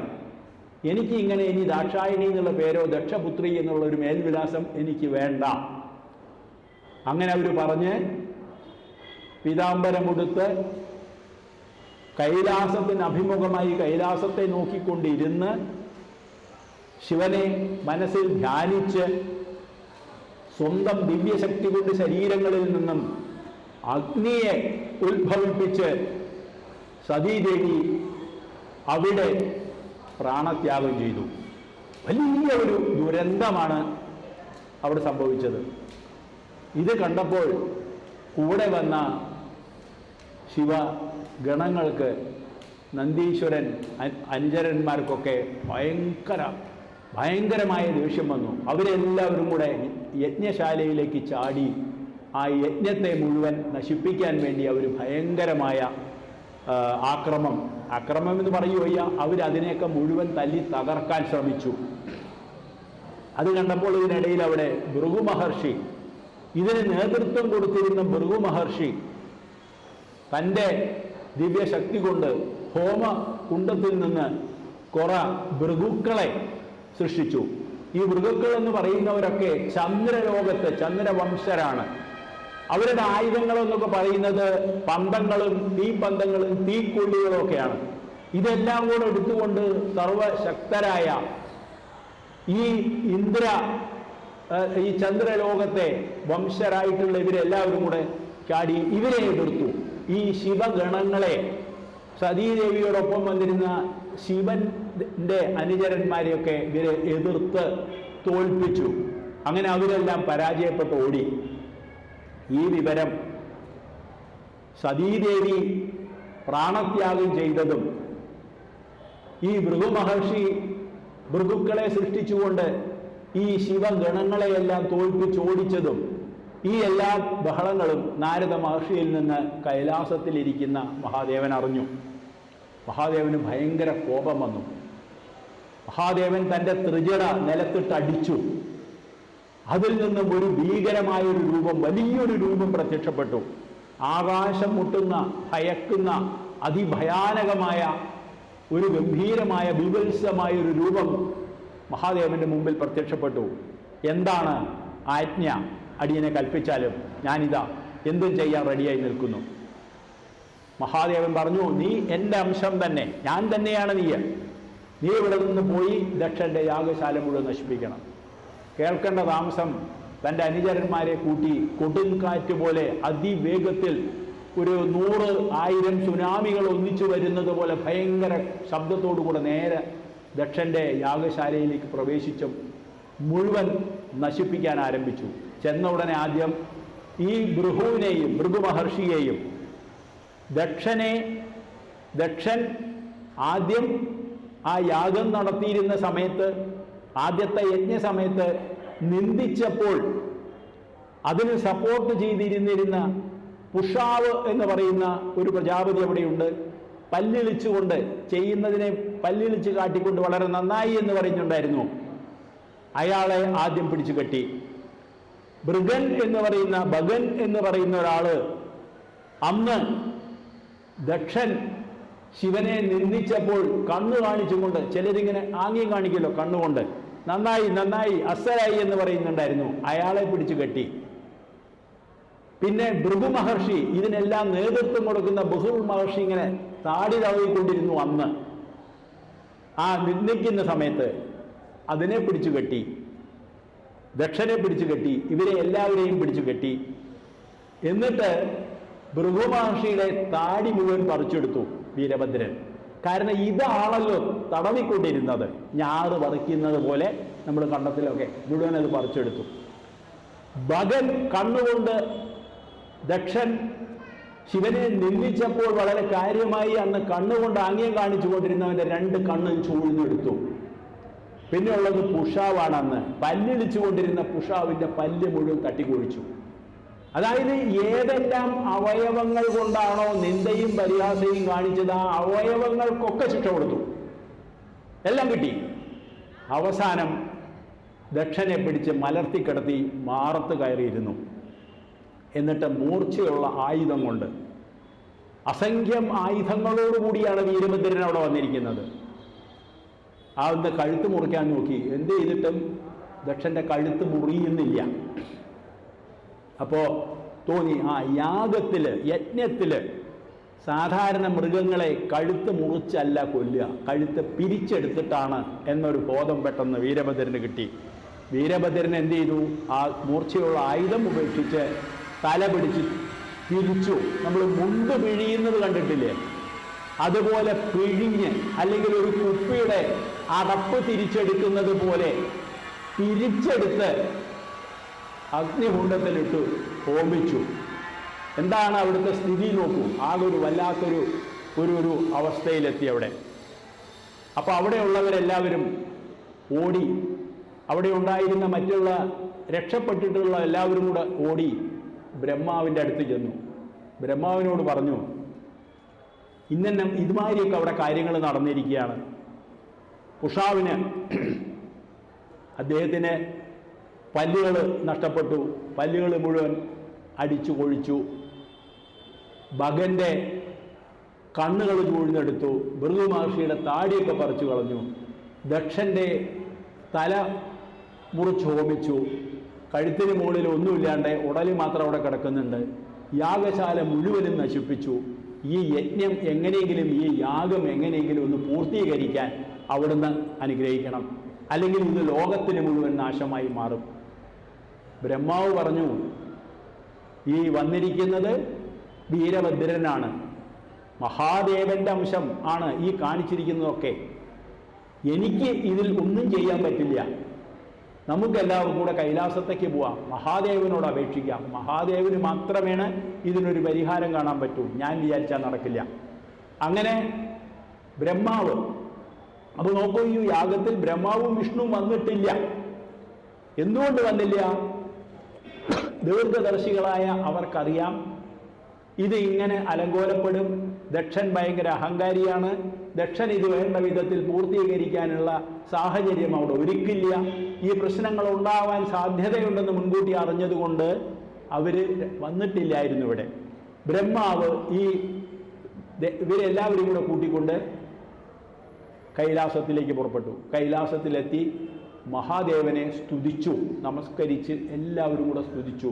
ബ്രഹ്മാവ് പറഞ്ഞു, ഈ യാഗം ഇങ്ങനെയൊക്കെ അലങ്കോലപ്പെട്ടു, ഇതുപോലെയുള്ള പ്രജാപതികൾക്കൊക്കെ അംഗവൈകല്യങ്ങൾ സംഭവിച്ചു. അങ്ങല്ലാതെ ഞങ്ങൾക്ക് ഒരു രക്ഷയില്ല. അങ്ങ് എങ്ങനെയെങ്കിലും വന്ന് ഇതൊന്ന് പൂർത്തീകരിച്ച് തരണം. ഈ അംഗവൈകല്യം വന്നുള്ളവർക്കൊക്കെ ഇതൊക്കെ ഒന്ന്, ഈ നഷ്ടപരിഹാരം ഇവർക്ക് ഈ നഷ്ടപ്പെട്ടതൊക്കെ ഒന്ന് തിരിച്ചു കൊടുക്കണം, ഇവരെയൊക്കെ ഒന്ന് രക്ഷിക്കണം. ഇത് അങ്ങനെയല്ലാതെ വേറെ ആർക്കും പറ്റില്ല, ഇത് വന്നേ പറ്റുള്ളൂ. മഹാദേവൻ പറഞ്ഞു ശരി. മഹാദേവൻ വളരെ സന്തോഷമായി ഇതൊക്കെ കേട്ടപ്പോൾ. എന്തായാലും സംഭവിക്കേണ്ടതൊക്കെ സംഭവിച്ചിരിക്കുന്നു, ഇങ്ങനെയൊക്കെ സംഭവിക്കേണ്ടത് തന്നെയാണ്. ഏതായാലും ഇതിനൊരു പ്രായശ്ചിത്തം എന്നുള്ള നിലയ്ക്ക്, അല്ലെങ്കിൽ ഇവർക്ക് ഇതിനുള്ള ഒരു പരിഹാര മാർഗങ്ങൾ ചെയ്യണം എന്ന് അദ്ദേഹത്തിനുള്ളിൽ തോന്നി. തെറ്റ് ചെയ്തവർക്ക് അവർക്കുള്ള ശിക്ഷകൾ ലഭിച്ചു കഴിഞ്ഞു, ഇനി ഇതിൻ്റെ ഒരു പരിഹാര മാർഗം ചെയ്യാമെന്ന് ഉള്ളിൽ തീരുമാനിച്ചുകൊണ്ട് അദ്ദേഹം പറഞ്ഞു ശരി പോവാം. അങ്ങനെ അവരെല്ലാവരും കൂടെ യാഗശാലയിലെത്തി. അവിടെ എത്തി മഹാദേവൻ പറഞ്ഞു ദക്ഷനൊരു അജമുഖനായി തീരട്ടെ. ഉടൻ ഉറക്കത്തിൽ നിന്ന് എഴുന്നേറ്റതുപോലെ ദക്ഷൻ ഒരു ആടിൻ്റെ ശിരസ്സുമായി അവിടെ പ്രത്യക്ഷപ്പെട്ടു. നമുക്ക് എല്ലാവർക്കും അറിയാം ദക്ഷയാഗത്തിൽ എങ്ങനെയാണ് ദക്ഷന് ആടിൻ്റെ തല വന്നത്, ശിരസ് വന്നത്. അതിങ്ങനെയാണ്. എന്നാൽ അതിനു മുമ്പ് നന്ദീശ്വരൻ ശപിച്ചിരുന്നു, ശാപം ഒരിക്കലും തെറ്റില്ല, നീ ഒരു അജമുഖനായി പോകട്ടെ എന്ന്. ആദ്യത്തെ ആ യജ്ഞ സമയത്ത് ശിവനെ നിന്ദിച്ച ദക്ഷനെ അന്നേ നന്ദീശ്വരൻ ശപിച്ചു. ആ ശാപം ഫലിക്കാതിരിക്കാൻ നിവൃത്തിയില്ല. ഇവിടെ പരമശിവൻ പറഞ്ഞു അജമുഖനായി തീരട്ടെ. ഉറക്കത്തിൽ നിന്ന് എണീറ്റതുപോലെ ചാടി എഴുന്നേറ്റ് വന്ന് ആദ്യം ശിവനെ നമസ്കരിച്ചു സ്തുതിച്ചു. അപ്പോഴേക്കും ബോധമുണ്ടായി, അഹങ്കാരം മുഴുവൻ പോയി. ബോധമുണ്ടായി വന്ന് മഹാദേവനെ നമസ്കരിച്ച് തൊഴുത് സാഷ്ടാംഗം പ്രണമിച്ച് സ്തുതിക്കാൻ തുടങ്ങി. അടിയനെ രക്ഷിക്കണം, അറിയാതെ ചെയ്തു പോയ അപരാധം, എനിക്ക് അറിയാതെ പറ്റിപ്പോയ തെറ്റുകളാണ് എന്ന് പറഞ്ഞ് സ്തുതിക്കാൻ തുടങ്ങി. മഹാദേവൻ പറഞ്ഞു ഭൃഗുവിന് ആടിൻ്റെ താടി ഉണ്ടാവട്ടെ. ഈ ആടിൻ്റെ താടി കണ്ടിട്ടില്ലേ, നമ്മൾ താടാന്ന് പറയും. ഇത്ര നീളത്തിലെ 3-4 അങ്ങനെ തൂങ്ങി കിടക്കുമല്ലോ, വലിയ ഭംഗിയൊന്നുമില്ല. അത് മനുഷ്യന് വന്നാലത്തെ സ്ഥിതി എന്താ? അങ്ങനെ ആടിൻ്റെ 3-4 താട ഇവിടെ ഭൃഗു മഹർഷിക്ക് കിട്ടി. മറ്റേ കണ്ണ് കാണാൻ ഭഗനോട് പറഞ്ഞു, ഭഗൻ തൽക്കാലം മൈത്രേയനിലൂടെ തൻ്റെ വേറെ ആളുടെ നേതൃത്വത്തിൽ കൂടെ കാണട്ടെ, വേറെ ഒരാളുടെ കണ്ണ് കടം വാങ്ങിച്ചുകൊണ്ട് എന്തെങ്കിലും കാണണമെങ്കിൽ കണ്ടോട്ടെ. പിന്നെ പുഷാവ് എന്ന് പറയുന്ന ആള് അദ്ദേഹത്തിന് ഇപ്പോൾ തൽക്കാലം പല്ലുകൊണ്ട് കഴിക്കാൻ പറ്റുന്ന ഭക്ഷണം അല്ലാതെ ബാക്കിയൊക്കെ, അതായത് അദ്ദേഹം ഇന്നത്തെ കാലത്ത് പറഞ്ഞാൽ മിക്സിയിലിട്ടൊക്കെ അടിച്ചിട്ടൊക്കെ കഴിച്ചോട്ടെ, എങ്ങനെ ഉണ്ടാവില്ല പല്ലില്ലാത്തവർക്കൊക്കെ. അത്ര അത്യാവശ്യം ഉണ്ടെന്നുണ്ടെങ്കിൽ ഓണത്തിനൊക്കെ എന്താ പറയുക, ഉപ്പേരിയും ശർക്കര ഉപ്പേരിയും ചിപ്സും ഒക്കെ മിക്സിയിലിട്ട് അടിച്ച് കഴിച്ചോട്ടെ എന്ന് പറഞ്ഞ മാതിരി അത് വന്നിട്ട് വേറെ എങ്ങനെയെങ്കിലുമൊക്കെ അദ്ദേഹം കാര്യങ്ങൾ നടത്തട്ടെ. പക്ഷെ ഇവർക്കൊക്കെ കോമ്പൻസേഷൻ, ഇവർക്ക് വല്ല ഇവരുടെ നഷ്ടപരിഹാരങ്ങളൊക്കെ അദ്ദേഹം അനുഗ്രഹിച്ചു കൊടുത്തു. ഇങ്ങനെ ഇതെല്ലാം കഴിഞ്ഞതിന് ശേഷം യാഗം മുടങ്ങിക്കിടക്കുന്ന യാഗം നടത്തണമെങ്കിൽ അതിന് ചില ചിട്ടവട്ടങ്ങളുണ്ട്. നമ്മൾ പറയില്ലേ, ഓരോരോ സ്ഥലങ്ങളിൽ എന്തെങ്കിലും ഒരു അശുദ്ധി വന്നു കഴിഞ്ഞാൽ അതിൻ്റെ പുണ്യാഹം, അതിൻ്റെ അശുദ്ധ മുഴുവൻ തീർക്കുന്ന പരിഹാരങ്ങളുണ്ട് താന്ത്രിക വിധി പ്രകാരമൊക്കെ. അപ്പോൾ ഈ മുടങ്ങിക്കിടന്ന ആ യാഗത്തിനെ മുഴുവനും നടത്തണം, അതിനെ അവസാനിപ്പിക്കണം, പര്യവസാനിപ്പിക്കണം. അപ്പോൾ അവരെന്ത് ചെയ്തു? അതിനു വേണ്ടി അത് അവിടെ കൂടിയിരുന്ന അറിയാവുന്ന എല്ലാവരും അതിൻ്റെ യഥാവിധി വിധിപ്രകാരം ആ യാഗത്തെ വളരെ പരിപൂർണമാക്കി എല്ലാവരും കൂടെ ചേർന്ന് ആ യാഗത്തിനെ വിധിയാൻ വണ്ണം എല്ലാം പര്യവസാനിപ്പിച്ചു. ഹരിക്ക് വേണ്ടി അവിടെ ഹവിസ് നേദിച്ച് ഹരിയെ സ്തുതിച്ച് പൂജകൾ നടത്തി. ഉടൻ അവിടെ മഹാവിഷ്ണു പ്രത്യക്ഷനായി. മഹാവിഷ്ണു പ്രത്യക്ഷനായപ്പോൾ അവിടെയുള്ള എല്ലാവരും കൂടെ അദ്ദേഹത്തെ കൂട്ടത്തോടെ ചെന്ന് നമസ്കരിച്ച് സ്തുതിച്ചു മഹാവിഷ്ണുവിനെ. അപ്പോഴേക്കും ദക്ഷൻ ഈ ആടിൻ്റെ തലയുമായി ദക്ഷൻ വന്ന് മഹാവിഷ്ണുവിനെ നമസ്കരിച്ച് എന്നെ രക്ഷിക്കണം എന്ന് പറഞ്ഞ് അവിടെ കാൽക്കൽ വീണു. അങ്ങനെ യാഗം അവിടെ പര്യവസാനിച്ചു. ഈ ഹരി, മഹാവിഷ്ണുവും ബ്രഹ്മാവും ശിവനും എല്ലാവരും അവിടെ ഉണ്ട്. ആ സമയത്ത് മഹാവിഷ്ണു പറഞ്ഞു, ദക്ഷനോട് പറഞ്ഞു, ഞാനും ബ്രഹ്മാവും ശിവനും ഒന്നു തന്നെയാണ്, ഞങ്ങൾ തമ്മിൽ യാതൊരു വ്യത്യാസവുമില്ല. ശിവന് പറ്റിയ അബദ്ധമെന്ന് പറഞ്ഞാൽ ശിവന് ഇത് അറിയില്ലായിരുന്നു. അദ്ദേഹം വൈഷ്ണവനായതുകൊണ്ട് അദ്ദേഹം ശൈവ ആളുകളോടുള്ള ദേഷ്യമുണ്ടായിരുന്നു. അപ്പോൾ പറഞ്ഞു, ഇത് ഞങ്ങൾ 3 പേരും ഒന്നു തന്നെയാണ്.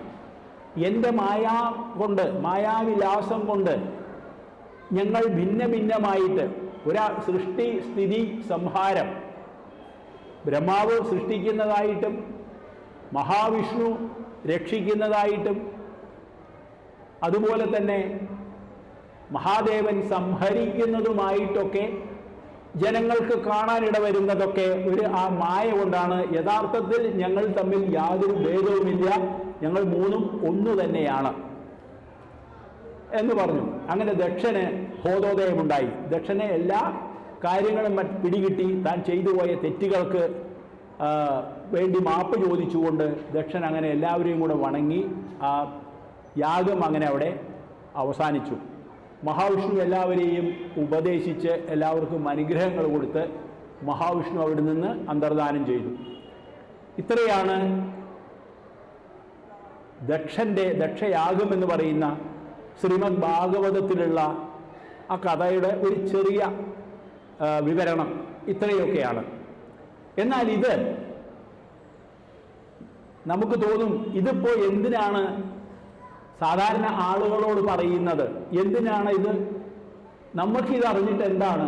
ഏതോ ഒരു കാലത്ത് ഏതോ ഒരു മന്വന്തരത്തിൽ, സ്വയംഭൂ മന്വന്തരത്തിൽ, ഏതോ ഒന്നാം കൽപ്പത്തിൽ ദേവന്മാരുടെ ഇടയിൽ ഇതുപോലെ എന്തൊക്കെയോ പ്രശ്നങ്ങൾ ഉണ്ടായി ഇത്രേ. അങ്ങനെ എന്തൊക്കെയോ ദക്ഷൻ ശിവനെ നിന്ദിച്ചു അത്രേ. ശിവൻ അതിന് ദക്ഷനെ ഇതുപോലെ ദക്ഷനെ വേണ്ടി മറ്റേ വീരഭദ്രനെ അയച്ചുകൊണ്ട് ദക്ഷനെ തല മുറിച്ചു കളഞ്ഞു, ആടിൻ്റെ തല വെച്ചു. ഇങ്ങനെ കുറേ കാര്യങ്ങളൊക്കെ സംഭവിച്ചു കഴിഞ്ഞു. അപ്പം ഇതുകൊണ്ട് ഇതൊക്കെ നമുക്ക് കേട്ടിട്ട് എന്താ, ഇതിപ്പോൾ ഒരു കഥ തന്നെ, എന്തിനാപ്പം ഇങ്ങനെ ഒരു കഥ എന്ന് നമ്മൾ ആരും കരുതാൻ പാടില്ല. എല്ലാ പുരാണങ്ങളും തരുന്നത് കുറേ സന്ദേശങ്ങളുണ്ട്. ഇവിടെ ശ്രീമദ് ഭാഗവതത്തിൽ ഈ ചതുർത്ഥ സ്കന്ധത്തിലെ ഈ 2 മുതൽ 7 വരെയുള്ള ഈ 6 അധ്യായങ്ങളിൽ പറഞ്ഞിരിക്കുന്ന ഈ കഥയുടെ ഉള്ളിൽ കുറെ കാര്യങ്ങൾ കിടക്കുന്നുണ്ട്. അതാണ് നമ്മളോട് പറയാൻ വ്യാസ ഭഗവാൻ ഉദ്ദേശിക്കുന്നത്. അല്ലെങ്കിൽ പരീക്ഷിത്ത് മഹാരാജാവ് ശ്രീമദ് ഭാഗവതം 7 ദിവസം മുഴുവൻ കേട്ടപ്പോൾ പറഞ്ഞു കൊടുത്ത ശുഖബ്രഹ്മർഷി പരീക്ഷിത്ത് മഹാരാജാവിന് പറഞ്ഞു കൊടുത്തത് വെറും പരീക്ഷത്തിന്റെ 1 to 1 കേൾക്കാൻ വേണ്ടി മാത്രമല്ല, ശ്രീമദ് ഭാഗവത കഥകൾ മുഴുവനും തന്നെ നമ്മളെ ഉദ്ധരിക്കുന്നതിന് വേണ്ടി, നമ്മളെ ജീവിതത്തിൽ പകർത്തി അതിലെ നല്ല സന്ദേശങ്ങളെ ഉൾക്കൊണ്ട് നമ്മൾക്കെല്ലാവരും നമ്മുടെ ആത്യന്തിക ലക്ഷ്യമായ മനുഷ്യജന്മത്തിൻ്റെ മോക്ഷപ്രാപ്തിക്ക് വേണ്ടിയാണ് ഇതെല്ലാം പറഞ്ഞു വെച്ചിട്ടുള്ളത്. അപ്പൊ ഈ ഒരു കാര്യത്തിൽ തന്നെ കുറച്ച് കാര്യങ്ങൾ നമ്മൾ ഇതിൽ നിന്നും, ഈ കഥയിൽ നിന്ന് നമ്മൾ മനസ്സിലാക്കേണ്ടത് വളരെ അത്യന്തം നമ്മൾ അറിഞ്ഞിരിക്കേണ്ട കുറെ കാര്യങ്ങൾ ഇതിലുണ്ട്. ഒന്നാമത്തെ കാര്യം, ഒരാൾ എത്ര ഉന്നതിയിൽ എത്തിക്കഴിഞ്ഞാലും അഹങ്കാരമുണ്ടെങ്കിൽ മുഴുവൻ നശിക്കാൻ വേറെ യാതൊന്നും വേണ്ട. അഹങ്കാരം, ഈഗോ എന്ന് പറയുന്നത് ഒരാൾക്കും ഒരിക്കലും നല്ലതല്ല. ഈഗോ കൊണ്ട് ഇന്ന് വരെ എല്ലാവരും നശിച്ചിട്ടേ ഉള്ളൂ. അഹങ്കാരം ഒരിക്കലും പാടില്ല. ദക്ഷ പ്രജാപതി ഏറ്റവും ഉയർന്ന ലെവലിലെത്തിയ ആള്, പ്രജാപതികളുടെ എല്ലാം ഹെഡായിക്കൊണ്ട് നിയമിതനായപ്പോൾ അഹങ്കാരം വർദ്ധിച്ചു വന്നു. ഇവിടെ ഈ ദക്ഷന് ആടിന്റെ തല വരാൻ കാരണം ഒരു മൃഗത്തിന്റെ ബുദ്ധിയായിരുന്നു. കഴുത്തിന് മേലോട്ടാണല്ലോ നമ്മുടെ ബ്രെയിനും ബുദ്ധിയും എല്ലാം, കേൾവിയും കാണുന്നതും കേൾക്കുന്നതും ഒക്കെ ഈ തലയുടെ മുകളിലാണല്ലോ, കഴുത്തിന് മുകളിലല്ലേ ഇതെല്ലാം. ഇത് മൊത്തം ഒരു മൃഗത്തിന്റെ രീതിയിലായിരുന്നു ദക്ഷന്റെ പെരുമാറ്റം. എങ്കിൽ നിനക്ക് ആടിന്റെ തല തന്നെ ഇരിക്കട്ടെ. ഇത് അതിൽ ഭാഗവതത്തിൽ ഇങ്ങനെ ഒരു ഭാഗത്തും കഥകളുടെ ഭാഗവതത്തിൽ 20-25 മനോഹരമായ കഥകളുണ്ട്. പാലാഴി മഥനം, കാളിയമർദ്ദനം, രുക്മിണി സ്വയംവരം, ദക്ഷയാഗം, കുചേലോപാഖ്യാനം, അജാമിളമോക്ഷം, ഇങ്ങനെ ഒരുപാട് കഥകൾ അതിലുണ്ട്. 20-25ഓളം മനോഹരമായ കഥകൾ നിറഞ്ഞു കിടപ്പുണ്ട്. ഇതിൻ്റെ ഉള്ളിൽ ഓരോന്നിലും വളരെ വളരെ വളരെ ഗഹനമായ നല്ല സന്ദേശങ്ങൾ നമുക്ക് വേണ്ടി അതിൽ നിറച്ചു വെച്ചിട്ടുണ്ട്. എല്ലാവർക്കും നിങ്ങൾക്കത് അറിയുകയും ചെയ്യാം. ഇത് ദക്ഷയാഗം മാത്രം നമ്മളിവിടെ കഥ പറയുന്നത് കൊണ്ട്, ശിവസന്നിധിയിലായതുകൊണ്ട് അതിൻ്റെ ഉള്ളിലത്തെ ചുരുക്കം ഒരുപാട് സന്ദേശങ്ങളുള്ളത് 1-2 പറഞ്ഞു എന്നേ ഉള്ളൂ. അപ്പോൾ അഹങ്കാരമാണ് ദക്ഷനെ നശിപ്പിച്ചത്. നമ്മളിൽ നിന്ന് മനസ്സിലാക്കേണ്ടത്, ഒരു കാരണവശാലും എത്രത്തോളം ഉയർന്നു പോകുന്നോ നമ്മൾ താഴ്ന്നു വരണം. മരങ്ങൾ താനെ കുനിയുന്നു കായ്കളാൽ, ഖനങ്ങൾ താഴുന്നു നിറഞ്ഞ വാരിയാൽ, സമൃദ്ധിയാൽ പൊങ്ങുകയില്ല സജ്ജനം, പരോപകാരി വ്രതമാണിതെപ്പോഴും. മരങ്ങളിലൊക്കെ കൂടുതൽ ഫലങ്ങൾ വരുമ്പോൾ താണ് വരും. മനുഷ്യനത് അറിഞ്ഞിരിക്കണം. നമ്മൾ എത്രത്തോളം ഉയർന്നു പോകുന്നുവോ നമ്മൾ അത്രത്തോളം താണു വരണം. അത് താഴ്മയല്ലാതെ നമ്മൾ എത്രത്തോളം ലാളിത്യമുണ്ടോ അതിനനുസരിച്ച് നമുക്ക് ഡബിളായിരിക്കും നമുക്ക് കിട്ടുന്ന അതിൻ്റെ റെസ്പോൺസ്, അഥവാ അതിൻ്റെ നമുക്ക് കിട്ടുന്ന ഫലം. അപ്പം ഇവിടെ ഒന്നത്. രണ്ടാമത്, ഇത്രയും വലിയൊരു ലക്ഷ പ്രജാപതിക്ക് പോലും ബ്രഹ്മാവ് വിഷ്ണു മഹേശ്വരന്മാർ ഒന്നാണെന്നുള്ള കാര്യം മനസ്സിലായില്ലെങ്കിൽ ഈ സാധാരണക്കാരായ നമ്മുടെ സ്ഥിതിയോ? യഥാർത്ഥത്തിൽ നമ്മൾ ആത്മീയ ഭാഷയിൽ പറഞ്ഞാൽ സ്ത്രീലിംഗം പുല്ലിംഗം അങ്ങനെയില്ല. എല്ലാ ദേവീ ദേവന്മാരും ഒന്ന് തന്നെ. ഹാലാസ്യ മഹാത്മ്യം, ശിവമഹാത്മ്യം ഒക്കെ എടുത്ത് നമ്മൾ വായിക്കുമ്പോൾ അറിയാം എല്ലാത്തിൻ്റെയും അധിപൻ മഹാദേവനാണ്. ഈ ലോകത്തെ മുഴുവൻ സംരക്ഷിക്കുന്നത് മഹാദേവനാണ്. മഹാദേവനല്ലാതെ ഈ ലോകത്തൊന്നുമില്ല. എന്നാൽ നിങ്ങൾ വിഷ്ണു പുരാണം എടുത്ത് വായിക്കുമ്പോഴോ അവിടെ പറയും വിഷ്ണുവാണ് എല്ലാത്തിൻ്റെയും അധിപൻ, അല്ലെങ്കിൽ വിഷ്ണുവിന് കീഴെയാണ്, വിഷ്ണുവിനെ പൂജിച്ചുകൊണ്ടിരിക്കുന്നു ശിവൻ, ബ്രഹ്മാവ്. ഇങ്ങനെ അവിടെ എടുത്ത് പറയും. ഇനി നിങ്ങൾ ദേവീ മഹാത്മ്യം എടുത്ത് വായിച്ചാൽ പറയും, അല്ലേ? നമ്മളൊക്കെ അത് അറിഞ്ഞിരിക്കാൻ വേണ്ടി പറയുകയാണ്. അതിൽ പറയും ആദിപരാശക്തി. ബ്രഹ്മാവ് വിഷ്ണു മഹേശ്വരന്മാർക്ക് അവരുടേതായ ജോലി, അതായത് അവരുടെ ഓരോ റോളുണ്ടല്ലോ, സൃഷ്ടി, സംരക്ഷണം, സംഹാരം, ഇതെല്ലാം നടത്തുന്നതിനുള്ള ശക്തി കൊടുക്കുന്നത് ആദിപരാശക്തിയാണ്, അമ്മയാണ്, ദേവിയാണെന്ന് അവിടെ പറയും. ഇപ്പോൾ ടോട്ടലി നമ്മൾക്ക് കൺഫ്യൂഷൻ. ഇങ്ങനെ കൺഫ്യൂഷൻ വരേണ്ട. സർവദേവ നമസ്കാരം കേശവം പ്രതി ഗച്ഛതി, ആകാശാൽ പതിതം തോയം യഥാ ഗച്ഛതി സാഗരം, സർവദേവ നമസ്കാരം കേശവം പ്രതി ഗച്ഛതി എന്ന് പറയും. എന്ന് പറഞ്ഞാൽ ആകാശത്തിൽ നിന്ന് ജലത്തുള്ളികൾ എങ്ങനെ താഴെ വീണ് അതെല്ലാം നദിയിൽ ചെന്ന് ചേരുന്നുവോ അതുപോലെ എവിടെ നമസ്കരിച്ചാലും അത് എത്തുന്നത് കേശവനിൽ. ഇവിടെ കേശവൻ എന്ന് പറയുമ്പോൾ ശ്രീകൃഷ്ണൻ വിഷ്ണു എന്ന അർത്ഥത്തിൽ അല്ല. കേശവൻ എന്ന് പറഞ്ഞാൽ പരബ്രഹ്മം, ബ്രഹ്മം എന്ന ഏക അർത്ഥത്തിലാണ് ഇവിടെ പദം പ്രയോഗിച്ചിരിക്കുന്നത്. ഭഗവത്ഗീത ഉപദേശിക്കുന്നത് ദേവകീപുത്രനായ വെണ്ണക്കണ്ണനായ ശ്രീകൃഷ്ണനായിട്ടല്ല. കൃഷ്ണൻ വന്ദേ ജഗദ്ഗുരു, ജഗദ്ഗുരുവായിക്കൊണ്ടിരിക്കുന്ന ബ്രഹ്മമാണ് ഭഗവത്ഗീത അർജുനൻ ഉപദേശിക്കുന്നത്. നരനാരായണന്മാരാണത്. അപ്പൊ അതുപോലെ നമ്മൾക്ക് മനസ്സിലാക്കണം കുറെ കാര്യങ്ങൾ. അപ്പൊ ഇവിടെ എല്ലാം ഈ ബ്രഹ്മാവ് വിഷ്ണു മഹേശ്വരൻ എന്ന് പറയുന്നത് ഒന്ന് തന്നെയാണ് എന്നിവിടെ പറഞ്ഞത്. ശിവലിംഗത്തിൽ തന്നെ നമ്മൾ പറയും ആ പീഠത്തിന്റെ മുകൾ ഭാഗം രുദ്രഭാഗം എന്ന് പറയും. ആ പീഠത്തിന്റെ താഴെ ഉള്ളത് ബ്രഹ്മാവ്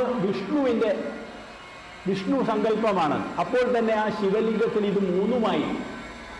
ശിവതത്വങ്ങളെ പറ്റി നമ്മൾ പറയുമ്പോൾ പൊതുവെ നമ്മൾ എന്താണ് പറയുക? ശിവൻ എന്ന് പറയുമ്പോൾ സംഹാരമാണ് അദ്ദേഹത്തിൻ്റെ ഡ്യൂട്ടി.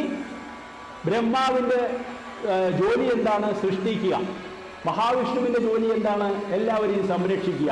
ശിവന്റെ ജോലി എന്താണ്? എല്ലാവരെയും കൊല്ലുക. വളരെ മോശമായൊരു പോയിട്ടല്ലേ അത്? ഈ മഹാരുദ്രയജ്ഞം നടക്കുന്ന ഈ തിരുസന്നിധിയിൽ ഇരുന്നും കൊണ്ട് ഞാൻ പറയുകയാണ് നമ്മുടെ മഹാദേവന്റെ ആകെയുള്ള റോള് എല്ലാവരെയും കൊല്ലുക എന്ന് പറഞ്ഞാലത്തെ സ്ഥിതി എന്താണ്? ഇവിടെ സംഹാരം എന്ന് പറയുമ്പോൾ അത് അങ്ങേ അറ്റത്തെ വളരെ ഉജ്ജ്വലമായ ഒരു പ്രത്യേക എന്താ പറയുന്നത്, ഒരു ചേതന, അത് വലിയൊരു പ്രക്രിയയാണത്. അതായത് ഈ ലോകത്തിലുള്ള എല്ലാ വസ്തുക്കൾക്കും പരിണാമം സംഭവിച്ചുകൊണ്ടിരിക്കുകയാണ്. ഈ ലോകത്തിൽ എന്തൊക്കെ വസ്തു, ഇവൻ നമുക്ക് പോലും എപ്പോഴും പരിണാമം സംഭവിച്ചുകൊണ്ടിരിക്കുകയാണ്. നമ്മളുടെയൊക്കെ ശരീരത്തിലുള്ള സെല്ലുകൾ ഒരു 7 വർഷം കഴിഞ്ഞാൽ 100% മാറി പുതിയതായി മാറി എന്ന് പറയും. അത്രയും സെല്ലുകൾ നശിച്ചുകൊണ്ടിരിക്കുകയാണ്. അപ്പൊ ഈ സംഹാര പ്രക്രിയ എന്ന് പറഞ്ഞാൽ പ്രാകൃത ഭാഷയിൽ വിചാരിക്കുന്നത് ശിവൻ എന്തോ കാലന്മാരുടെയൊക്കെ ഹെഡാണ്, ഏതോ ചില ടെററിസ്റ്റുകളുടെ അല്ലെങ്കിൽ ഈ ഇത് പറയില്ലേ, എന്താ പറയുക, സ്ക്വാഡ്, ഇങ്ങനെയുള്ളവരെ കൊട്ടേഷൻ സംഘത്തിൻ്റെയൊക്കെ ഹെഡാണ്.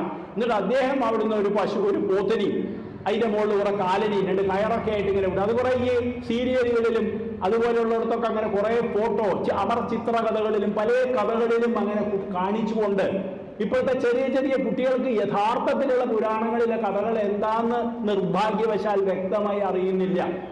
നമ്മൾ ആരോട് ചോദിച്ചു കഴിഞ്ഞാലും ചെറിയ കുട്ടികളോട് ചോദിച്ചാൽ അവരും എനിക്കറിയാം. അപ്പൊ നമ്മൾ പറഞ്ഞാൽ പറയോ അങ്കിൾ എനിക്കതറിയാം, മുത്തശ്ശ എനിക്കതറിയാം, അതിങ്ങനെയല്ലേ എന്ന് ചോദിക്കും. ഞാൻ ആരെയും ആക്ഷേപിക്കുകയല്ല. കാരണം മഹാരുദ്രയജ്ഞം നടക്കുന്ന ഈ വേദിയിൽ ഇവിടെ ഇരിക്കുന്നവരെല്ലാവരും മറ്റേ ഭക്തജനങ്ങളാണ്, ഭഗവാനെ പറ്റി അറിയാൻ താല്പര്യമുള്ളവരാണ്, അല്ലെങ്കിൽ ഇതിന് ഭാഗ്യം സിദ്ധിച്ചവരാണ്, അനുഗ്രഹീതരാണ്. മഹാദേവന്റെ അനുഗ്രഹം കൊണ്ട് മാത്രമാണ് നിങ്ങൾ ഇവിടെ വന്ന് ഇത് കേൾക്കുന്നത്.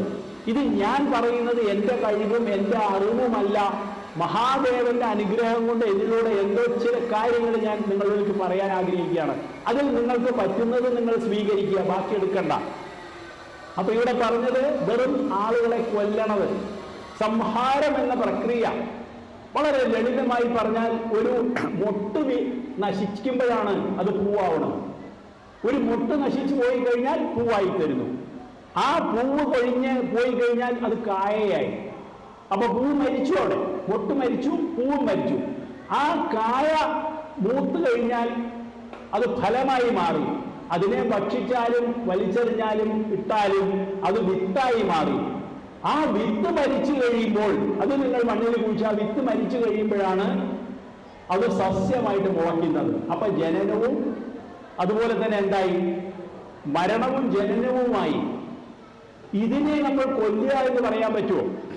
ലിംഗം, ശിവലിംഗം, ലിംഗം എന്ന് പറഞ്ഞു കഴിഞ്ഞാൽ ഈ ലി എന്ന് പറയുന്നത് എല്ലാം ലയിക്കുന്നത് എന്നാണ്. സുസംഘടിതമായിരിക്കുന്ന ഈ മുഴുവൻ വസ്തുക്കളെയും വിഘടിപ്പിച്ച് അതിൻ്റെ പൂർവസ്ഥിതിയിലേക്ക് എത്തിച്ച് വീണ്ടും അതിനെ ഗം എന്ന് പറഞ്ഞാൽ വീണ്ടും ഉത്ഭവിപ്പിക്കുന്ന ലിംഗം, അതിൽ നിന്ന് അടയാളം, ഒരുപാട് അർത്ഥങ്ങളുണ്ട് അതിന്. അപ്പൊ ലിംഗം എന്ന് പറഞ്ഞാൽ നിരാകാരം. ഈ നിരാകാരം എന്ന് പറയുന്നത് മഹാദേവന് മാത്രമുള്ളതാണ്. ഇങ്ങനെ രണ്ട് രൂപങ്ങൾ. അദ്ദേഹത്തിന് സാകാര രൂപമുണ്ട്, പാർവതി സമേതനായിരിക്കുന്ന രൂപം. പാർവതി എന്ന് പറയുമ്പോൾ ഞാൻ ആ ഭാഗത്ത് ദക്ഷയാഗത്തിൽ പറയാൻ വിട്ടുപോയ ഒരു കാര്യം, സതീദേവി ശിവനെ പ്രാർത്ഥിച്ചുകൊണ്ടിരുന്ന് പ്രാണത്യാഗം ചെയ്തപ്പോൾ അതേ സതീദേവിയാണ് ഹിമവാന് മേനയിൽ പുത്രിയായി പാർവതിയായി ജനിച്ചത്. ആരും മരണസമയത്ത്, അത് മനുഷ്യരാണെങ്കിലും ആരും അന്ത്യകാലത്ത് എന്ത് ചിന്തിച്ചുകൊണ്ട് ദേഹം വെടിയുന്നു അതായിത്തീരും. ഭാഗവതത്തിൽ തന്നെ ഒരു മഹർഷി മാൻകുട്ടിയെ നോക്കി നോക്കി നോക്കി നോക്കി അവസാനം മാനായി ജനിച്ചു എന്നുള്ള കഥ നിങ്ങളെല്ലാവരും ഇഷ്ടം പോലെ സപ്താഹത്തിൽ കേട്ടിട്ടുള്ളതാണ്.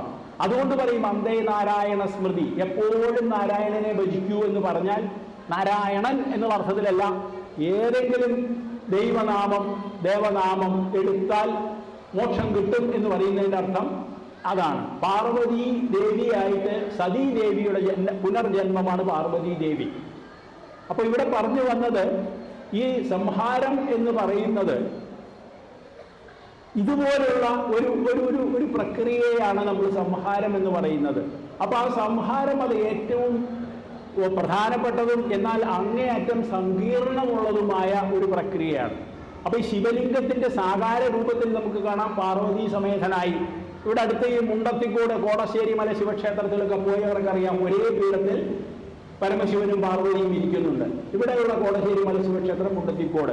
അതുപോലെ പല ക്ഷേത്രങ്ങളിലും ചിലതിൽ ശിവനും പാർവതിയും സുബ്രഹ്മണ്യനും ഗണപതിയും കാണാം. ഫാമിലി ഫോട്ടോ അവർ ഒരുമിച്ചിരിക്കുന്നതായിട്ട് കാണാം. അതിനു പുറമെ ഈ ലിംഗം, ശിവലിംഗം എന്ന് പറയുന്നത് ഇങ്ങനെ ഒരു സാകാര രൂപവും നിരാകാര രൂപവും ഉള്ളതാണ് മഹാദേവനുള്ളത്. അപ്പോൾ മഹാദേവൻ എന്ന് പറയുമ്പോൾ അദ്ദേഹത്തിന് പലതും ഒരുപാട് അദ്ദേഹത്തിന്റെ വിശേഷണങ്ങൾ. പശുപതി, അദ്ദേഹം നമ്മളെ എല്ലാവരെയും രക്ഷിക്കുന്ന, എല്ലാ രോഗങ്ങളും മാറ്റുന്നത് ആയിട്ടുള്ള ഒരു ഈശ്വരനാണ് അദ്ദേഹം.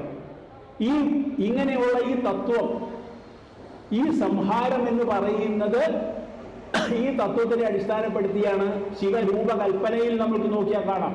സർവജീവജാലങ്ങളുടെയും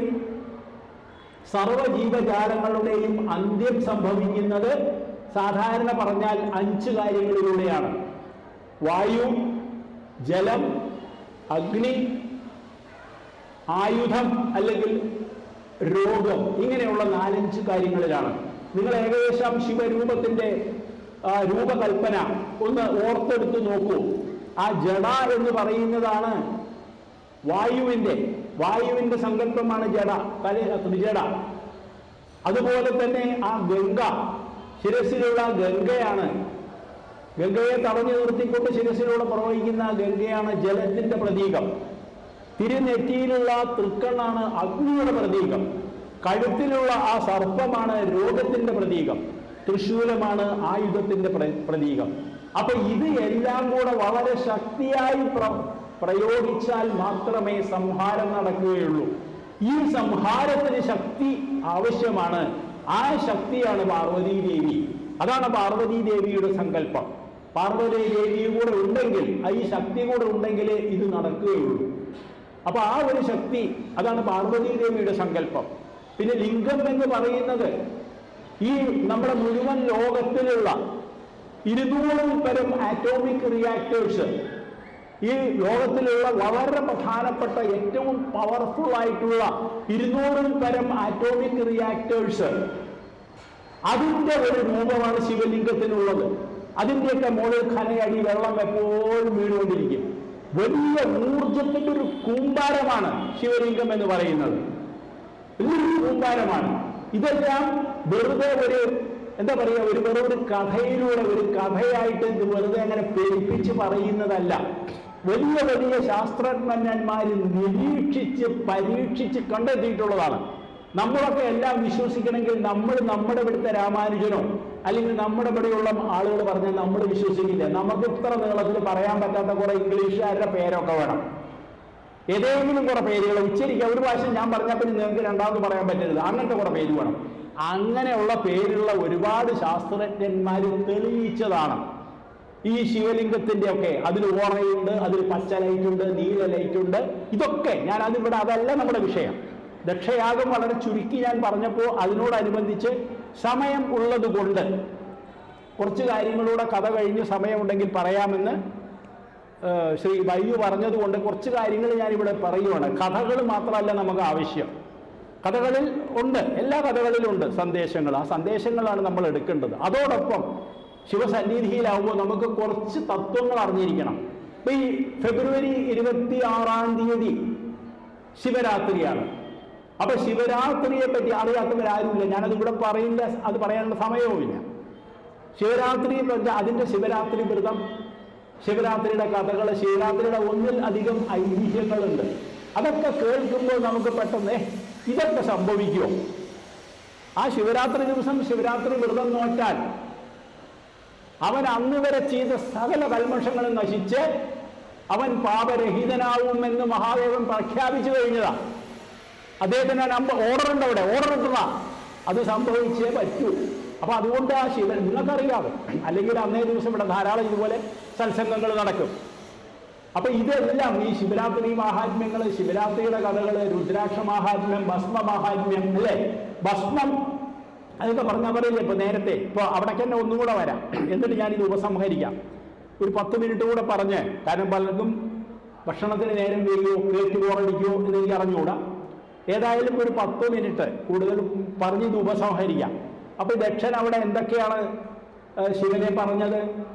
ചൊടല ഭസ്മം വാരി തേച്ച്, ചാരം വാരി തേച്ച് നടക്കുന്നവൻ എന്ന് പറഞ്ഞു. ശിവരാത്രി ദിവസം വിഭൂതി ഉണ്ടാക്കുന്നുണ്ട്, ഇല്ലേ? അത് നല്ല പശുവിൻ ചാണകം കൊണ്ട് ഉരുട്ടി അതേ വൈക്കോലിൽ വെച്ച്, അതല്ലെങ്കിൽ ഉമിയിൽ വെച്ചുകൊണ്ട് അന്ന് രാത്രി ദിവസം കത്തിച്ചുണ്ടാക്കുന്ന വിഭൂതി ഇന്ന് വാങ്ങാൻ കിട്ടുന്ന പാക്കറ്റല്ല. ഞാൻ ആക്ഷേപിച്ച് പറയുകയല്ല. നിങ്ങൾ പഴനിക്ക് പോകുമ്പോഴും ശബരിമലയ്ക്ക് പോകുമ്പോഴൊക്കെ നമ്മൾ പറയും കുറച്ച് ഭസ്മം വാങ്ങിക്കൊണ്ടിരുന്നേ. അയ്യപ്പസ്വാമി ആ ഇതിലിരിക്കുന്ന ആ ഏകപത്മാസനത്തിലിരിക്കുന്ന സിദ്ധാസനത്തിലിരിക്കുന്ന ഫോട്ടോ ഒക്കെ വെച്ചിട്ട് കുറെ ഭസ്മം അതിനകത്ത് കൊടുത്താക്കി. പഴനി ചെന്ന് കഴിഞ്ഞാൽ കുറെ പഞ്ചാമൃതം അതുപോലെ തന്നെ കുറെ ഭസ്മവും സിന്ദൂരമൊക്കെ കൊടുത്താക്കും. അതൊന്നും വേണ്ടാന്നല്ല, ഞാൻ ഒരു എതിരല്ല കേട്ടോ. ഇതൊക്കെ നമ്മൾ പിന്നെ ആ ഭഗവാനെ ധ്യാനിച്ചുകൊണ്ട് എടുക്കുന്നു. ഇതൊക്കെ ശരിയാണോ? എത്ര കെമിക്കൽസാണ് കിട്ടുന്നത്? ചില സിന്ദൂരങ്ങളൊക്കെ നെറ്റിയിൽ തൊട്ട് കഴിഞ്ഞാൽ പാട് പൂവില്ല, അലർജി ആയിട്ട്. അപ്പൊ കഴിയുന്നതും കളഭം, നിങ്ങളുടെ ഗുരുവായൂർ കളഭം അല്ലെങ്കിൽ ഇവിടുത്തെ കളഭം നിങ്ങൾ നോക്കൂ, അതിന്റെ മണം അത് എത്ര മനോഹരമാണ്. ഇവിടെ നിന്ന് അകത്തുനിന്ന് നമുക്ക് കിട്ടുന്ന പ്രസാദം. ഇപ്പൊ അതൊന്നും നമ്മൾ ഞാൻ പറയുന്നു, ഇതൊക്കെ വേണം. നമ്മൾ ഇങ്ങനെയുള്ള കാര്യങ്ങളിൽ പങ്കെടുക്കുന്നു, ഇവിടെ വരുന്നു പോകുന്നു. നമ്മൾ ആദ്യം ശ്രദ്ധിക്കേണ്ടത് ഇങ്ങനെയുള്ള കാര്യങ്ങളാണ് നമ്മൾ നോക്കേണ്ടത്. കണ്ടമാനം നമ്മൾ പോകുമ്പോൾ അവിടെ ചെന്ന് കുറെ ടിന്ന് പഞ്ചാമൃതം വാങ്ങിച്ചുകൊണ്ട് എല്ലാവർക്കും നമ്മൾ പറയും ഞാൻ പഴനി പോയി വന്നു, ഓരോ ടിന്ന് പഞ്ചാമൃതം പലതിലും, പിന്നെ എലിയുടെ കാല് കണ്ടു എന്നൊക്കെ പറയും. ശബരിമലയിൽ പോയി ചെന്നാൽ ഇത് തന്നെ ഞാൻ കുറ്റം പറയില്ല, അപ്പൊക്കെ കടിച്ചു കഴിഞ്ഞാൽ ചിലപ്പോൾ പല്ലൊക്കെ തെറിച്ചു പോകും, അപ്പൊ തന്നെ ഒന്നും സംഭവിക്കില്ല. എന്താ പഠിക്കുന്നത് ഇങ്ങനെയൊക്കെ പറയണം ചോദിക്കുക. അതല്ല പറഞ്ഞ്, അതൊക്കെ നല്ലത് തന്നെ ഉണ്ടാക്കണം. പക്ഷെ കുറച്ചൊക്കെ നമ്മൾ അറിഞ്ഞിരിക്കണം. ഇതൊക്കെ മുമ്പുണ്ടായിരുന്നു, ഇപ്പൊ അതിൻ്റെ ഒന്നും ആവശ്യമില്ല. എല്ലാവരും പോകുന്നുണ്ട് ശബരിമലയ്ക്ക്.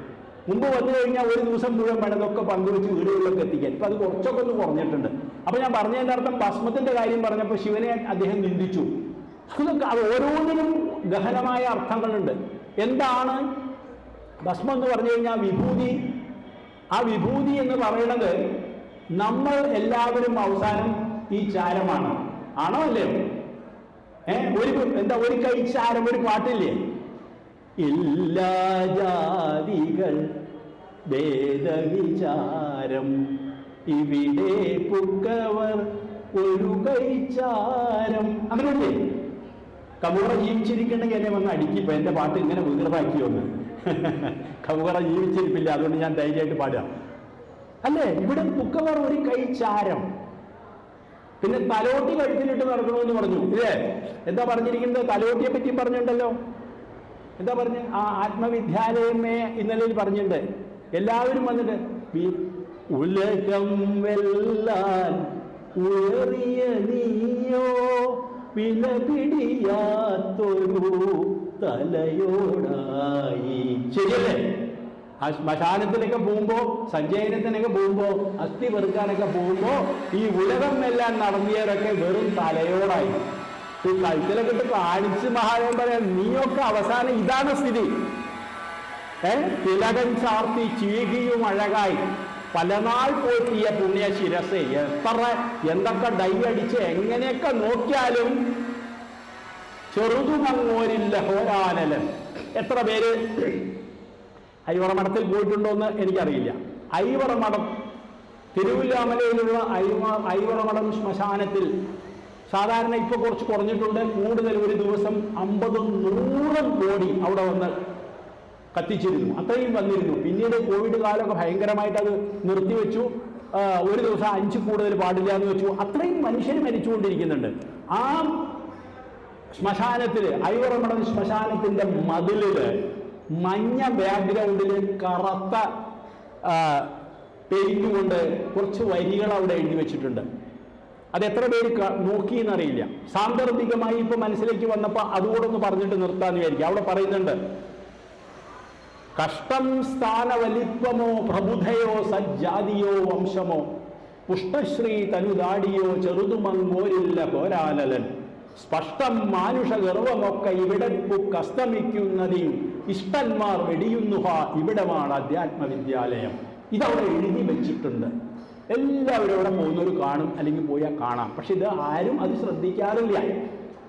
പറഞ്ഞത് ഇവിടെ കഷ്ടം സ്ഥാനവലിത്വമോ പ്രബുധയോ സജ്ജാതിയോ, വലിയ വലിയ സ്ഥാനങ്ങളിൽ ഇരുന്നവനും പ്രഭുവായാലും ഉന്നത ജാതനായാലും ആരായാലും ശരി, വംശമോ, എത്ര മനോഹരമായ ഭംഗിയുള്ള ശരീരമാണെങ്കിലും ചെറുതുമങ്ങോരില്ല ഹോരാലലൻ, ഈ തീയിൻ്റെ മുകളിൽ അങ്ങോട്ട് വെച്ച് കഴിഞ്ഞാൽ അവന് അതൊന്നൊരു പ്രശ്നമല്ല. ആരോ ആയിക്കോട്ടെ. അഗ്നി എന്ന് പറയുന്നതിൻ്റെ ഒരേ ഒരു ലക്ഷ്യം എന്ന് പറയുന്നത് എല്ലാം ശുദ്ധീകരിക്കുക. എന്ത് അഗ്നിയിലിട്ടാലും മോശമായി വരും, ഒക്കെ ശുദ്ധീകരിച്ചു തരിക. സ്പഷ്ടം മാനുഷ ഗർവമൊക്കെ ഇവിടെ പൊക്കെ അസ്തമിക്കും. സകല ഗർവും ഇവിടെ വന്ന് അസ്തമിക്കും. ഇഷ്ടന്മാർ വെടിയുന്നുഹ ഇവിടമാണ് അധ്യാത്മവിദ്യാലയം. ശ്രീ മഹാകവി കുമാരനാശാന്റെ വരികളാണത്. എത്രയോ നല്ല നല്ല ഇതുപോലെയുള്ള കൊട്ടേഷനൊക്കെ നമുക്ക് തന്നിട്ടുള്ളൊരു മഹാകവി കുമാരനാശാൻ എഴുതി വെച്ചതാണ്. അവിടെ ചെന്നാലും ഇതെങ്ങനെ കണ്ടുകൊണ്ട് നിൽക്കുമ്പോൾ പറയും, കഷ്ടം, എങ്ങനെ ഇരുന്നൊരു മനുഷ്യനാണ്, കണ്ടില്ലേ കിടക്കണ കിടപ്പോ എന്ന് പറയും. എല്ലാവരുടെയും ശരി തന്നെ. ഈ പറയുന്ന ആള് എൻ്റെന്ന് പറഞ്ഞ് ഞാൻ ഇതുവരെ കേട്ടിട്ടില്ല. ഒരാളും പറഞ്ഞത് ഞാൻ, കാരണം എൻ്റെ വീടിനടുത്താണ്, വീട്ടിൽ നിന്ന് ഒരു 6 കിലോമീറ്ററേ ഉള്ളൂ എൻ്റെ വീട്ടിൻ്റെ അവിടെ നിന്ന്. ഞാൻ പഴയന്നൂരാണ് വീട്. എൻ്റെ വീട്ടിൽ നിന്ന് ഒരു 6 കിലോമീറ്ററേ ഉള്ളൂ. അപ്പം മിക്കവാറും ഇങ്ങനെ ഇടയ്ക്കിടയ്ക്ക് ഇങ്ങനെ അവിടെ പോവാറുണ്ട്. പോകണം എന്ന് നല്ലതാണ്, അവിടെ പോകണമല്ലോ, അവസാനം പോകേണ്ടത് അല്ലല്ലേ അത്. അപ്പം ഞാൻ പറയുന്നത്, ഞാൻ ഇടയ്ക്കിടയ്ക്ക് പോവാറുണ്ട് അവിടെ എല്ലാവരുടെയും സ്ഥിതി തന്നെ. ഇതേ ഞാൻ കേട്ടിട്ടുള്ളൂ. ഇതന്നെയാണ് എൻ്റെ സ്ഥിതി എന്ന് നമ്മളെ എന്നാ അറിഞ്ഞുവോ അന്ന് നമ്മളൊക്കെ ശരിയായി. അത് നമ്മൾ വിചാരിക്കില്ല. എൻ്റെ വിചാരം ഞാൻ മരിക്കില്ല എന്നുള്ളതാണ്. ആണോ അല്ലയോ? ഈ നമ്മൾ ആരിരുന്നാലും ഞാൻ പറയുന്നു, നമ്മളെ സംരക്ഷിക്കുന്നത് മഹാദേവൻ മാത്രമേ ഉള്ളൂ. ഞാൻ മഹാദേവൻ എന്ന് പറഞ്ഞാൽ ആ മഹാദേവനിൽ ഈ ലോകത്തിലുള്ള 33 കോടി ദേവന്മാരും അടങ്ങി എന്നർത്ഥം. ശിവരാത്രി നിങ്ങൾ കഥ കേൾക്കുമ്പോൾ കേൾക്കാം, ഇത് ജ്യോതിസ് പ്രത്യക്ഷപ്പെട്ടതും ബ്രഹ്മാവിനും വിഷ്ണുവിനെയൊക്കെ അനുഗ്രഹിച്ച് അദ്ദേഹം ആ ദർശനം കൊടുത്തതൊക്കെ ഉണ്ടായില്ലേ, വളരെ മനോഹരമായിട്ട് ആ കഥകളിലൊക്കെ നിങ്ങൾക്ക് കാണാം. അപ്പോൾ നമ്മളെ സംരക്ഷിക്കുന്നത് എടുത്ത് ഞാൻ പറയാം, ആർക്കൊന്നും തോന്നണ്ട, അച്ഛനോ അമ്മയോ സഹോദരനോ സഹോദരിയോ ബന്ധു, ഇവർക്കൊക്കെ ഒരു പരിധിയുണ്ട്. അവർക്കൊന്നും അങ്ങോട്ട് വരാൻ പറ്റില്ല, നമ്മുടെ കൂടെ വരില്ല, അല്ലേ? അത് ഞാൻ ഓരോന്നും പറഞ്ഞാൽ കൂടെ ദീർഘിച്ചു പോകും. നമ്മൾ കൊണ്ടുപോകുന്നത് നമ്മൾ ചെയ്ത പുണ്യവും പാപവും മാത്രമാണ് നമ്മുടെ കൂടെ വരൂ, ബാക്കി ഒന്നും നമ്മുടെ കൂടെ വരില്ല. അപ്പൊ അതുപോലെ നമ്മളെ സംരക്ഷിക്കുന്നത് എപ്പോഴും നമ്മൾ വിശ്വസിക്കേണ്ടത് ഈശ്വരനും എന്ന് ഞാൻ പറയുമ്പോൾ അത് മഹാദേവനും ഗുരുവായൂരപ്പനും ആവാം, ദേവിയാവാം, ഈവൻ ആരാണോ. സർവദേവ നമസ്കാരം കേശവം പ്രതി ഗച്ഛതി, ആരെ വേണമെങ്കിൽ നമസ്കരിക്കാം. അതിൽ ആ രൂപം, അതിന് ഏറ്റവും പ്രത്യക്ഷ ഉദാഹരണമാണ് തത്വമസി. അവിടെ ചെല്ലുമ്പോൾ നീ തന്നെയാണ്. ബൃഹദാരണ്യ ഉപനിഷത്തുകളിലുള്ള ഒരു മഹാവാക്യം, അതിലൊരു മഹാവാക്യത്തെ എടുത്ത് പറയുന്നതാണ് അതിൽ. അപ്പൊ ആ മഹാവാക്യത്തിൽ പറയുന്ന ആ സംഭവം അവിടെ ചെല്ലുമ്പോൾ നമ്മൾ ശബരിമലയ്ക്ക് മാലയിട്ട് കഴിഞ്ഞാൽ പിന്നെ എല്ലാവരും പറയുന്നത് എന്താണ്? സ്വാമിയേ ശരണമയ്യപ്പ. അത് ഇവിടെ വന്നു കഴിഞ്ഞാൽ മഹാദേവനെ ശിവലിംഗത്തിനെ നോക്കിക്കൊണ്ട് ശരണം വിളിക്കുക, സ്വാമിയേ ശരണമയ്യപ്പ എവിടെ ചെന്നാലും. കാരണം അപ്പോൾ ആ അയ്യപ്പൻ എന്ന് പറയുന്നത് എല്ലാമാണ്, എല്ലാ സ്ഥലത്തും എല്ലാത്തിലും അയ്യപ്പനെ നമ്മൾ കാണുന്നു. പക്ഷെ നമ്മൾ എന്ത് ചെയ്യുന്നു വെച്ചാൽ മണ്ഡലകാലം കഴിഞ്ഞു കഴിഞ്ഞാൽ പിന്നെ അത് പറയില്ല. അത് ആ കറുപ്പ് വസ്ത്രമൊക്കെ എടുത്തവർ വന്നിട്ട് പറയും, അല്ലാത്തവരത് പറയില്ല. അപ്പോൾ അത് പറയുന്നതിൻ്റെ അർത്ഥം നമ്മുടെ മനസ്സിൽ ആ അറിവ് നമുക്ക് ഉണ്ടായാൽ മതി. അപ്പോൾ ഇവിടെ പറഞ്ഞു 1-2 കാര്യങ്ങൾ. ശിവലിംഗം എന്ന് പറയുന്നത് ശിവന് അങ്ങനെ 2 സാകാര രൂപമുണ്ട്, നിരാകാര രൂപവുമുണ്ട്. പിന്നെ സംഹാരം എന്ന് പറയുമ്പോൾ എല്ലാവരെയും കൊല്ലുന്നതല്ല, ശിവനെ സംബന്ധിച്ചിടത്തോളം സുസംഘടിതമായിരിക്കുന്നതിനെ വിഘടിപ്പിച്ച് അതിനെ പൂർവ്വസ്ഥിതിയിലേക്ക് ലയിപ്പിക്കുന്ന ഒരു പ്രക്രിയയാണ്, അല്ലാതെ ആരെയും സംഹരിച്ച് കൊല്ലുന്നതല്ല.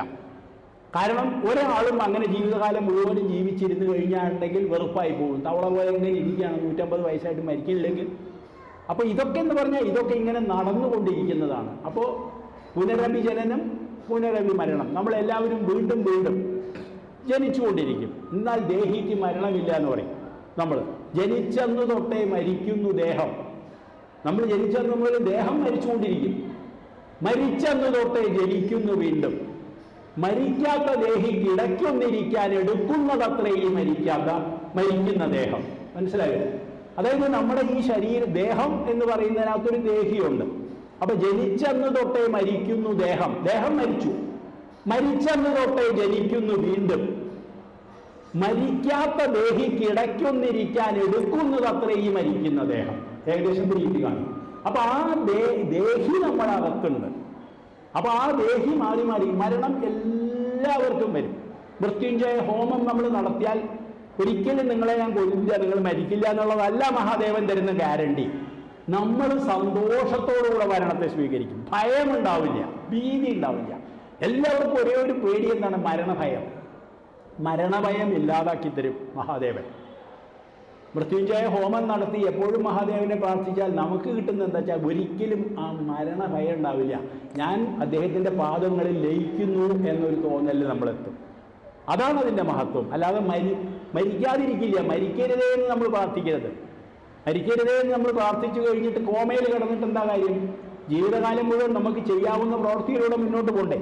എല്ലാ കാര്യങ്ങളും സാധിച്ചുകൊണ്ട് മറ്റുള്ളവർക്കൊരു ഭാരമാവാതെ കണ്ട്, അല്ലേ? ഇന്ന് ആളുകൾ മരിച്ചു കഴിഞ്ഞതിന് ശേഷം 1 മാസം വെന്റിലേറ്ററിലുണ്ട്. ഏതായാലും അതല്ല നമ്മുടെ വിഷയം. ഞാൻ അങ്ങനെ അങ്ങോട്ട് കാട് കയറി നിങ്ങളെ ബോറടിപ്പിക്കുന്നില്ല. അതിനൊന്നും ആവശ്യമില്ല. എല്ലാ ഭാഗത്തും ട്യൂബ് കുത്തി കയറ്റി വെന്റിലേറ്ററിൽ 1 മാസം കിടന്നതിന് ശേഷം പിന്നെ കുറെ കഴിയുമ്പോൾ വീട്ടുകാർക്ക് വരെ തോന്നും ഒന്ന് രക്ഷപ്പെടാം. അദ്ദേഹം മരിക്കല്ല കേട്ടോ, ജീവിക്കുക ചെയ്ത് രക്ഷപ്പെട്ടു. ആ ലെവലിലേക്കും നിർത്തരുത്. പക്ഷെ നമ്മുടെ കയ്യിലല്ലല്ലോ, നമുക്കിത് പറയാൻ പറ്റില്ല. നമുക്ക് പ്രാർത്ഥിക്കാം, 1000 ആരോഗ്യ സൗഖ്യത്തോടെ ഇരിക്കട്ടെ എന്ന് നമുക്ക് പ്രാർത്ഥിക്കാം. അപ്പോൾ ഇത്ര ദക്ഷയാഗമായിരുന്നു നമ്മുടെ വിഷയം. അപ്പോൾ അതോടനുബന്ധിച്ച് കുറച്ച് സമയം ഉള്ളതുകൊണ്ട് കുറച്ച് കാര്യങ്ങൾ പറഞ്ഞു. കൂടുതൽ ആർക്കെങ്കിലും ഇതിൽ എന്താ പറയുക, ബോറടിപ്പിച്ചതായിട്ടോ തിരക്കുള്ളവരെ പെട്ടെന്ന് പോകാൻ ധൃതി പിടിച്ചവരെയൊക്കെ ഞാൻ അങ്ങനെ പിടിച്ചിരുത്തിയെങ്കിൽ ക്ഷമിക്കണം. രണ്ട് വാക്ക് ഈ ഇവിടെ വന്ന് പറയാൻ സാധിച്ചത് എൻ്റെ മുജന്മ സുഹൃതം കൊണ്ടാണ്. നിങ്ങളെപ്പോലുള്ള ഇത്രയും നല്ല നല്ല ശ്രോതാക്കളുടെ മുമ്പിൽ ഇരുന്നു കൊണ്ട് രണ്ട് വാക്ക് മഹാദേവൻ്റെ പറ്റി അല്ലെങ്കിൽ ആത്മീയതയെപ്പറ്റി രണ്ട് വാക്ക് നിങ്ങളുമായി പങ്കുവയ്ക്കാൻ എനിക്ക് സാധിച്ചത് മഹാദേവൻ്റെ അനുഗ്രഹങ്ങൾ കൊണ്ടാണ്. ഞാൻ എൻ്റെ ഈ എളിയ ഈ ഭക്തി പ്രഭാഷണം ഈ മഹാദേവൻ്റെ പാതാരബിന്ദങ്ങളിൽ അർച്ചനയായി ഞാൻ അർപ്പിച്ചുകൊണ്ട് ഞാൻ എൻ്റെ ഈ എളിയ പ്രഭാഷണം ഇവിടെ നിർത്തുകയാണ്. ഞാൻ കുറച്ച് പുസ്തകങ്ങൾ എഴുതിയിട്ടുണ്ട്. അതിലൊരു 10 പുസ്തകം ഞാൻ കയ്യിൽ വെച്ചിട്ടുണ്ട്. അതിൽ ഈ ദക്ഷയാഗം എന്ന് പറയുന്ന കഥയുമുണ്ട്. അത് ഭാഗവതത്തിൻ്റെ അകംപൊരുൾ എന്ന് പറയുന്ന എൻ്റെ 5ാമത്തെ പുസ്തകമാണ്. താല്പര്യമുള്ളവർക്ക് മാത്രം, ഞാൻ ഓഡിയൻസിൽ വരുമ്പോൾ താല്പര്യമുള്ളവർക്ക് അത് 150 രൂപ അതിൻ്റെ പ്രിൻറ്റിങ് ചാർജുണ്ട്, 100 രൂപ തന്ന് ആർക്ക് ഉള്ളവർക്ക് 10 പുസ്തകമുണ്ട്. ഞാൻ അങ്ങനെ കയ്യിൽ വെച്ചു, വേണമെന്നുള്ളവർക്ക് വാങ്ങിക്കാം. രാമായണം അതുപോലെ പല പുസ്തകങ്ങളും എഴുതിയിട്ടുണ്ട്. ഇത് ജസ്റ്റ് ഒന്ന് പറഞ്ഞു എന്നേ ഉള്ളൂ. അപ്പോൾ എല്ലാവർക്കും നന്ദി പറഞ്ഞുകൊണ്ട് എല്ലാവരെയും പ്രണമിച്ചുകൊണ്ട് മഹാദേവൻ്റെ പാതാരബിന്ദങ്ങളിൽ അർച്ചനയായത് എൻ്റെ ഈ എളിയ പ്രഭാഷണത്തെ സമർപ്പിച്ചുകൊണ്ട് ഞാൻ നിർത്തുന്നു. എല്ലാവർക്കും എൻ്റെ വിനീത പ്രണാമം. കായേന വാച മനസേന്ദ്രിയർവാ ബുദ്ധ്യാത്മനാ പ്രകൃതേ സ്വഭാവാത് കരോമി യദ്യൽ സകലം പരസ്മൈ നാരായണായേതി സമർപ്പയാമി. ലോകാ സമസ്താ സുഖിനോ ഭവന്തു, സർവേ ഭവന്തു സുഖിനാ, സർവേ സന്തു നിരാമയ, സർവേ ഭദ്രാണി പശ്യന്തു, മാ കശ്ചിത് ദുഃഖഭാഗ് ഭവേത്. ഓം പൂർണ്ണമദ പൂർണ്ണമിദം പൂർണ്ണാത് പൂർണ്ണമുദച്യതേ പൂർണ്ണസ്യ പൂർണ്ണമാദായ പൂർണ്ണമേവാവശിഷ്യതേ. ഓം ശാന്തി ശാന്തി ശാന്തി. ഹരി ഓം.